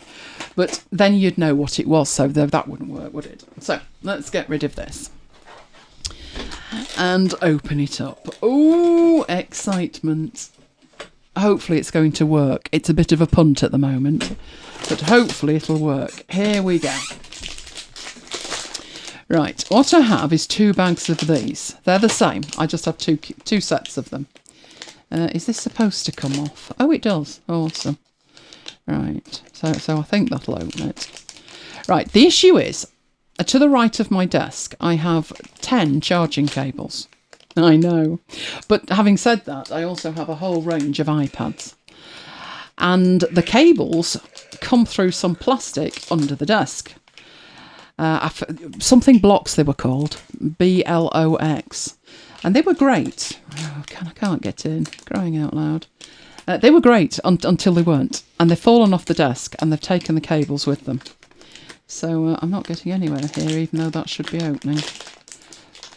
Hey! So instead of buying the same thing, what I thought I'd do is buy something wholly different. So this is what I've gone for, to have cables threaded through. So, do we have a cable that we could thread through it? Hopefully this will fit. A Kindle cable that's about 6 foot long. So the way they work, one goes left, one goes right. Useful thing with these is, it's rubber. It's not plastic that goes funny and then breaks. So the plan is to open them up like that and put the cables through. So you can pull the cable through and you can push it back, which is what I do. I push the cable back through, so there's only that little bit hanging off the end. The idea for this is it's going to have to go on the desk thus. So if this is the desk, that's going to be stuck under it like that. I will show you the picture next week of the of what it looks like right now, because everything's fallen off. These are actually much smaller than what I had. Mine is a full block. It's like this big. I couldn't find them. I don't know if they don't sell them anymore. And the idea with that was that this cable here, this bit, is also held in a plastic kind of trough. But the whole thing has fallen off the desk. What I'm hoping is that this glue thing here sticks well. So I'm not opening it until I'm ready to put it on. But the idea is, and what I'm going to do, because this has only got 7 on it, I've got 2 options. I could either, to get the 10 cables, I could either put the 3 next to it, or I could put a 5 next to it, which would give me more cables. Or, seeing as though there's 2 lots, I could put another 7 next to it and get 14, which is looking quite appealing. Because I do have lots of charging cables, and they're all different, never mind the EU. They're all different. So I had a look round, and there were about 3 or 4 different ones. And I thought that looks hopeful because of the way that it captures the cable. I'm not thinking the cable's going to be falling out, which when I show you the mess that's under there next time, then you'll see. But there you go. That's what. So it's a tiny toy, but it's a toy that's going to make a heck of a difference. A heck of a difference. Do you want to see our visitor? I'm wondering, if I did that, would you be able to see the visitor? Hold on to your hats. You're being turned round and you're being tilted upwards. So hold on to your hats. Let's keep going. Can we see the visitor? There's the light. There he is. He doesn't look very big there, does he? But I can assure you he's huge. He's the size of a dinner plate. That black dot is the size of a dinner plate. So he's hanging precariously over my desk at the moment. How dare he have the temerity for that? He'll regret that. He will live to regret... Well, actually, no, he won't live to regret that. He'll be departing very, very soon. But I'm sitting here very bravely, sitting underneath him, playing with my cables. So far, so good with the cables. Do we have a thin cable? We do. So how is it with a thinner cable? Let's pop that in the middle. Will it work on a thinner one too? That's just about right. This one's got more play in it, whereas that one holds steady. But yes, that's what I'll be installing over the weekend, as well as a spider deterrent, obviously. So fingers crossed it'll all work. My plan at the moment is to put the 2 7s in and install underneath behind that, another 10-way adapter. So I'll actually have 20 ports. So if that's 14, 18, 19, it's going to be tricky to try and get 20, isn't it? But never mind. I'll definitely put the 7 in and see how we go. I see so many of these things, and sometimes they're great and sometimes they're not. I think because it's rubber, it's gripping it better, the cables. So fingers crossed all of that works. Let's take a look. And I did put the link in for it, Mike. So I put it in. Flip over to that and let's actually have a look at what it's got to say about it. Well, it would be. It would be. Why aren't you moving? Don't like you not moving. That's what it's like. It is very flexible. It's not like a hard plastic one, and the one I've got is like a hard plastic one. So that'll be RIP'd. I'm not putting it on the top of the table like that. Mine hangs off the underneath of the table with the cables sort of sticking out. So that's the sizes of them. They've got a pen in one. And I'm like, why would you put a pen in it? Maybe it's just for demonstration purposes. I don't know. If I can get this working, it'll be great because they're much smaller than the ones that I've got. And as it says, there's all kinds of cables in there. Mine are predominantly, I wouldn't have an Ethernet cable in it. Mine are predominantly charging cables. And they are predominantly either Kindle cables, USB-C or Lightning. I don't have audio cables in there, but yeah, it's charging cables. Apparently, you can put them in the car and stuff. That's going to be really useful because I haven't been in the car for nearly 2 years now. But, you know, Your mileage may vary. So I might find somewhere to stick the other ones. Who knows? I'll let you know if I do. I like the idea of having them like vertical, but I always think it works better if I have them the way that I have them, which is kind of the cable stick out the side because it's like hung off the underneath or on the top, but who knows? And according to this, it's fabulous and can be stuck anywhere. So we'll see how that works, because the problem with the one I've got is it's actually fallen off. In fact, there's two of them and they've both fallen off. It could be the weight of the cables. I don't know. We'll find out. So coming up, we are back with you again next week. We might be on to compile. I haven't decided yet. Depends if I find anything else we've not done before we head to compile. But obviously compile, I've been inundated with requests for compile. So there'll definitely be something Scrivenerish. I'll work it out in the week and let you know in the mail. And available on demand, we have everything at youtube.com/Elaine Giles. Particularly the After Hours playlist, which has got all the After Hours on going back since time immemorial, heading up to 3 years, you know. And that is macbites.co.uk/After Hours playlist. Then, of course, there's MacBites, which will premiere on Tuesday night at 8 p.m. Have I done anything for MacBites yet? No, not really, but then there's the whole weekend, isn't there? So it'll be on MacBites FM at 8 o'clock on Tuesday. That's 8 o'clock UK time. And we love you guys. If you love us, could you give us a like? Because it really makes a difference on YouTube. In the meanwhile, there are 2 mailing lists, as you well know, because you've seen behind the scenes with said mailing lists. There is the VIP mailing list at elainegiles.com/VIP. And there is the MacBites list, which is macbites.co.uk/macbites-mail. There is also the Slack chat room, where we carry on the conversation. Oh, and we enjoy ourselves, immersing ourselves in Renee's holiday. So really, it's like we've been to Switzerland, isn't it, without the expense? Yeah, it's been grand. So you will find that at macbites.co.uk/Slack. And you can find us on all of those locations on the socials. So, who's had what? Well, I've been busy, and Mike's been busy, and the spider's been busy joining us. Good job Lola's not here. She's still looking after that frog, isn't she? She's got her eye on a frog in the garden. Although, where Maya used to play with his frog, Lola wants to eat her frog. She must have read that book. Yeah, I was going to say that. Tracy, isn't it? Isn't it Brian Tracy? Eat That Frog. So, yeah. Yeah, she's clearly read that, which is basically do the trickiest thing of the day first thing in the morning. I don't do that. Do it last thing at night. That way I'm that tired. I've only got a certain amount of time before it's got to be done, and that's how I work. But that's me. So I'm going to push a button there and flick over. No, I do not want to do all of that. No. Go away. So it must be midnight then. Right, so I think I've flicked a switch there. Hopefully I've flicked a switch. And if I do that, hey, excellent. Which means I can see the chat now. So, do you want to mention anything in Scrivener that you want to know about before we head to compile? Kiva just barks at frogs. Oh, if only Lola just barked at frogs. But she thinks it's food. She's obviously a little princess who's had frog legs at some bistro, high-level bistro, and just wants to eat the frog. Although you said you thought she wanted to play with it. I think she did. Yes. Well, you see, Maya did. The frog would jump and Maya had a football and they'd play there for ages. Because the first time I saw the frog and I saw Maya, it was like, oh my God. But no, he was really gentle with it. Yeah. Oh, no, you see, Renee says he's eaten frog's legs and it tasted wonderful. No, that's never appealed to me. I don't know why. No, it's like eating rabbit.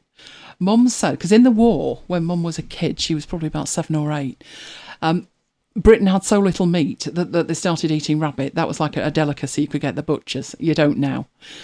And I was like, no, because I had a pet rabbit. So I've never believed that rabbits are food, nor frogs either. And when we used to go and get dog food for Maya, from day one, it was like pedigree chum, 6 tins in a packet, and 2 of them were rabbit. And I said, no, the dog doesn't eat rabbit. So Mike said, well, he probably would left alone. I said, yeah, he probably would left alone, but I'm not having him eating rabbit. How can I feed the dog rabbit and then expect him not to chase rabbits in the park? It's illogical. So no, Maya never had rabbit, and as far as I know, Lola's never had rabbit, but she might have done in her previous life, who knows? But she doesn't get rabbit here. Put it like that. Toads have poisonous skin. Oh, no, this is definitely a frog. They used to live, when Maya had his, they used to live under the garden shed. We have a garden shed that's on like railway sleepers, and there was a gap underneath it that you're supposed to have air going under a shed or something. So Dad installed it, and then he put stuff like radio poles under the shed. So under the shed became a bit of a no man's land. But that's where the frogs live, under the shed. So now we can't move the shed. Oh, it's a Christmas delicacy. Oh, Renee, no. Oh, there was a thing I saw the other day that was talking about Holland and how a train runs, I think it was 200 miles on an hour's worth of wind power. Oh, it was fantastic. And over here, we haven't got a pot to proverbial in. No. We've got... Oh, I love that thing that was put in the group this week. Did you see it? The one about first responders and privileged can get petrol. And then there was, you've got to ring between such and such and such and such. And it was so funny because you guys who don't live in the UK were like, oh, is this for real? And it sounded horrific. It was something like, you've got to ring for an appointment between 8 o'clock and 9 o'clock. And you've got to wait in the queue until somebody answers the call. But if nobody answers the call, then you've got to wait until 2 o'clock before you can ring again, blah, blah, blah. And the ones who didn't live in the UK were like horrified. And the ones in the UK were just laughing their socks off. That is how you are supposed to get a doctor's appointment. No kidding. In my day, if you were sick, you turned up and you waited outside the doctor's until they opened. And then you went in and you were dealt with in the order that you arrived. But now that they improved it, didn't they, Mike? Oh, yeah. There's a phone number which cost something like, originally it was something like 40, 50 pence a minute. You had to ring for an appointment, but you could only ring between certain times, and they only had one person answering the phone. So you might get an appointment, but it might be 3 weeks from now. And that was why it was like the petrol companies are getting back at the first responders, meaning the doctors, to try and get a doctor's appointment, which I think Tracy picked up on that point. So I thought that was fantastic. Do you know, if you're ill, go to a hospital. And if you're not ill enough to go to a hospital, stay at home. And that way we wouldn't have waiting list problems at the NHS, would we? But, you know, people fall for it. And I'm not surprised. Even when we moved into this house, which was 1979, we went to the local health centre. So instead of it being just one doctor, which was how we'd worked before, and one doctor could manage admirably, because it was a health centre, they had like 10 doctors. So it's like, oh, it must be fantastic. So Mum went in and she said, right, do you have a lady doctor? Because there's no way I'm seeing a bloke. And Dad was ambivalent anyway. Dad did as he was told. So she says, yes, we've got one lady doctor. So she said, well, can we sign up with her then? So the woman said, yes, fine, no problem. Got all signed up and that. And then she said, you won't stand much chance of seeing her though. And Mum said, what do you mean? So she said, well, how it works here is, you know, you rock up and you have an appointment. And Mum said, well, fine, we'll make an appointment if you want to see the lady doctor. And she said, yeah, but she's got a 6-week waiting list. And Mum, being Mum, you know what she was like, said, how do people know they're going to be ill 6 weeks from now? And the woman looked at her and was like, well, if they want to see her, they have to book an appointment. So what people were doing was ringing up, this is 1979, and booking an appointment for 6 to 8 weeks from now. And then if they didn't need it, they cancelled it and then booked another one. So every week they rang up and booked an appointment. And Mum came home and she said, they're barking at that practice. Do you know what? She wasn't wrong, was she? So I work on the principle, if I'm ill, I'm going to the doctors, or I'm going to the hospital more likely, because your chances of getting a doctor's appointment are slim to non-existent. In fact, we looked at changing our doctor a while back when our doctor moved. And we have up the road, literally half a mile away, one of the biggest practices locally. You should see the reviews on it.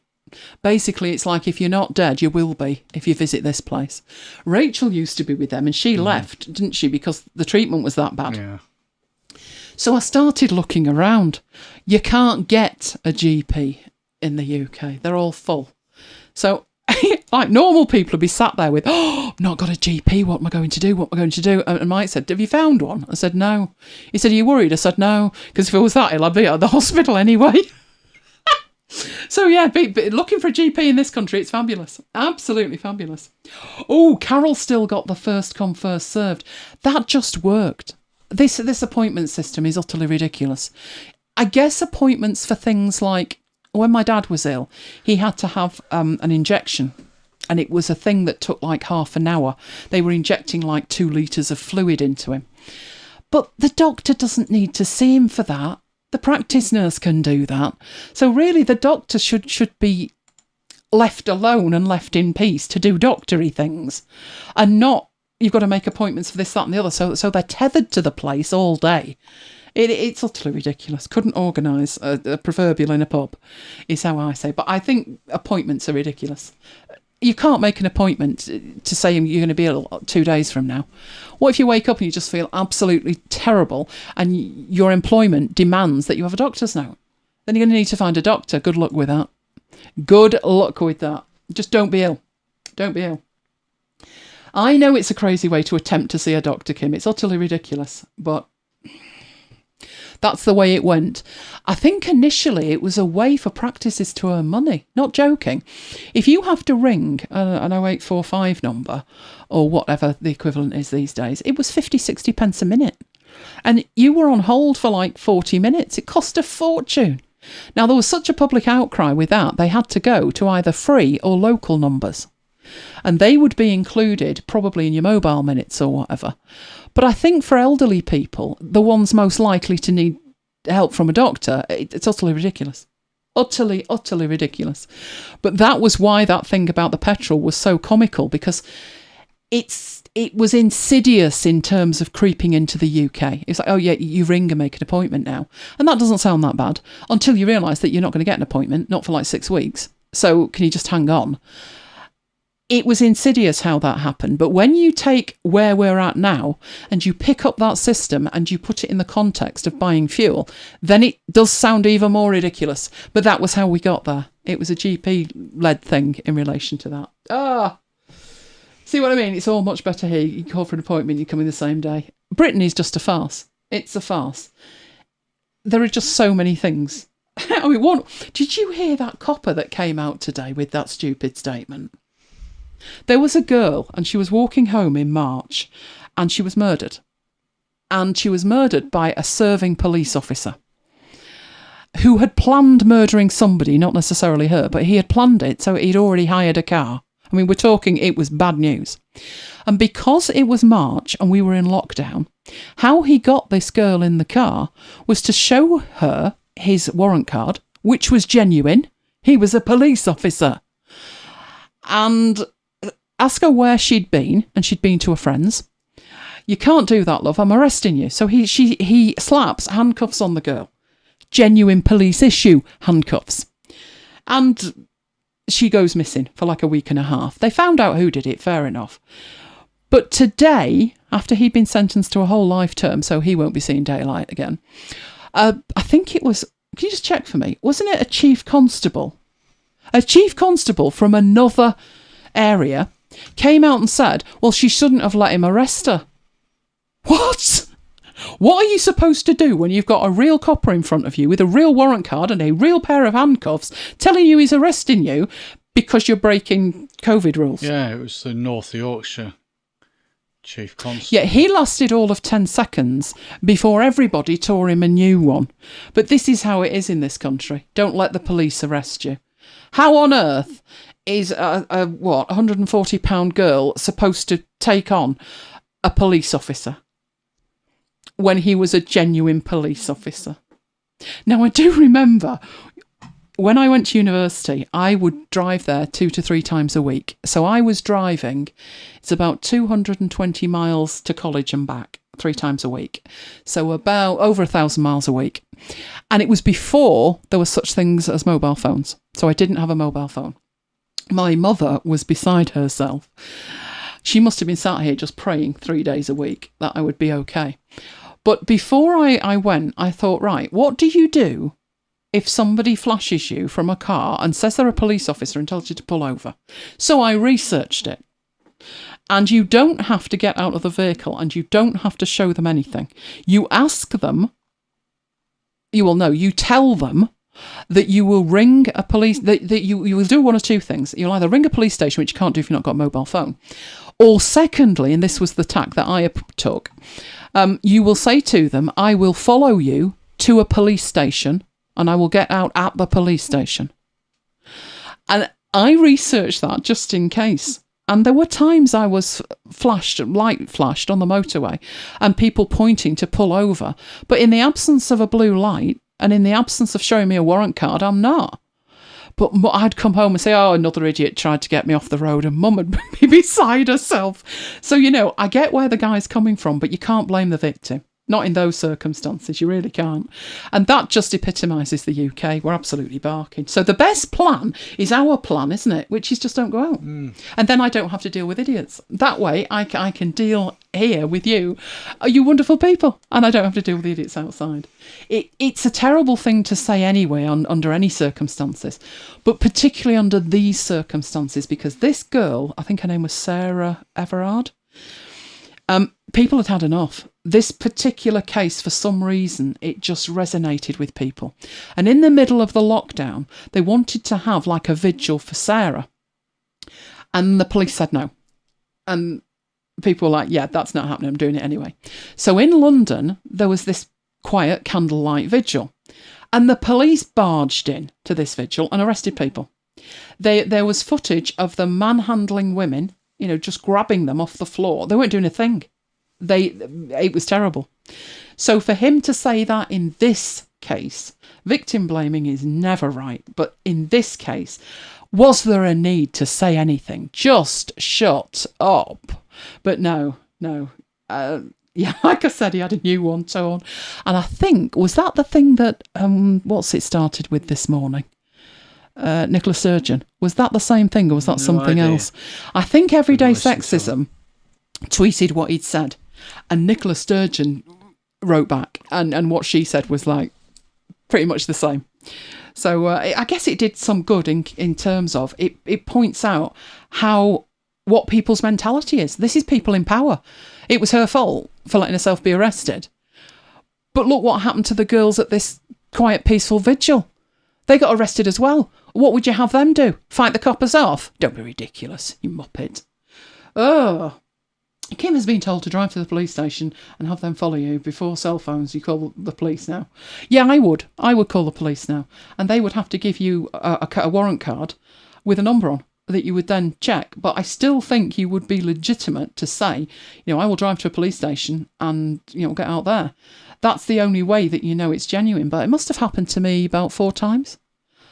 It wasn't like I've got a warrant card or anything. It was just like, pull over. And we're talking on a stretch of motorway in the UK. The worst stretch of motorway in the UK is the 30 miles at the end of the M6. The M6 goes from, is it Penrith? Cumbria way? That way. About the border of Scotland, all the way down to the other side of Birmingham. So from here, it's about 120 miles. But the last 30 miles are complete no man's land. The last services, it's Hilton Park, isn't it? Or is it the one after that? There's one services, and then the rest of the 30 miles to the end of the motorway, there's not even a light. So for 30 miles, it's pitch black. You can't see anything. And there's nothing around. There's no pull-offs, there's no service stations, there's no houses, there's nothing. It's absolutely no man's land. And I remember I would always make sure at that services that there was nothing I would need to stop for, unless I got like a flat tyre or something happened with the car. And if that had have happened, you'd be dead. I mean, let's not beat about the bush. You'd be dead. Because you would have no choice other than to wait, but no one would see you anyway until it was daylight, and I was travelling at night. Or you'd have to walk to an emergency phone, in which case you could just forget living, couldn't you? So I always made sure at that services that I'd got stuff like, I had an extra tin of petrol in case I had a leak. So I had enough petrol to get to the end of the motorway. I had water in it, I had oil in it, you name it. My dad wouldn't let me leave the house unless I was basically an RAC van in the boot. But that's what you had to do. That's what it was like. Oh, for crying out loud, Renee, that's awful. Awful. But I mean, how much courage would it take for an average person to say to who could be a proper police officer, I'll go to the police station and I'll meet you there. I just don't see many people having the courage to do that. But yeah, that's what that was about, that joke thing about the petrol. And I think we should implement it, don't you? Give them a taste of their own medicine. That'd be great. Oh. Kim says never stop in no man's land. You really wouldn't have a choice here. And I remember, I mean, for years and years, it was like that. And then in my last year, I think, they were building another motorway. So how I would go is I would get on the M1 in London, which headed north. That went up to the other border, the border of Scotland, but on the other side, on the east side of the country. And you would get onto the M6 and that would head you to the northwest. And my last year, they were building this motorway called the M40. And that was going cross country from London through Oxford up to Birmingham. And then you'd get on the M6. And I thought, well, you know, I'll be finishing, so I won't need it. And then I got offered a place at Oxford. And I thought, oh, how convenient. Because without that, there would have been no motorway to Oxford. So it was fabulous. I could then get on the M40, which meant that I missed this 30 miles at the end of the M6. I think Mum had been on her hands and knees praying for that for years. And because it was a new motorway, they had more phones on it, they had lights on it, they had cameras on it. It was way safer than the other one. So I spent a happy year at Oxford travelling up the M40 instead. But, you know, you're never safe. Never safe anyway. Anything could happen. I wouldn't like Mike to get out of a vehicle. Never mind me as a woman. Oh, Kim had a CB radio he drove on the highway. That's a good thing to have. I must admit, I didn't. What I did have was I had a radio. It was only an FM receiver, but it looked like a mobile phone. Do you remember the grey mobile phones that were really big? It looked like that. So if anybody came anywhere near me on the service station, I would pick this radio up, pull the aerial out. It had like an extending aerial as well. And I would push some buttons on the front of it because it literally had a mobile phone dial on it, and then put it to my ear and start talking to myself. And they think I was on the phone. Oh, 1989 that was. I remember that well. But it worked. It worked. Oh, you were Fozzie Bear. What was Dad's? King Edward. My dad was King Edward because he worked with he worked for a fruit and veg company. So he was King Edward, as in a potato. Fabulous. Loving that. Oh, Renee had a stationary one at home. Dad had for a while. Then he went into amateur radio, which is way more expensive. That one you have to take exams for. But, oh, fantastic. I can see you in a little beetle. I can. A bit like my spider that I'm looking at right now. You are so dead. You are so dead any moment now. Right. Unless I miss it. You will better not miss it because it's over the top of my computer. So we're going to need something to catch him in.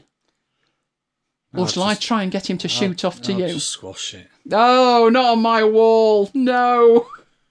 My wall is pristine white. I do not need spider corpse on it. Mind you, anything that comes in here, if you've got more than 2 legs, you're dead. Oh, unless you're the dog. So if you've got more than 4 legs, you're dead. So that's what we'll have to deal with now. So contact me in the week if there's anything else that you want me to cover. We've got slots next week, haven't we? Because we're not Vivaldiing anymore. But I'm expecting Kim's Vivaldi to be pristine and backed up every 5 seconds. That would work well. But for the moment, we're going to head off. So for the moment, I'm going to say good night from me. And good night from me. And we will both see you next time. Stay safe, guys.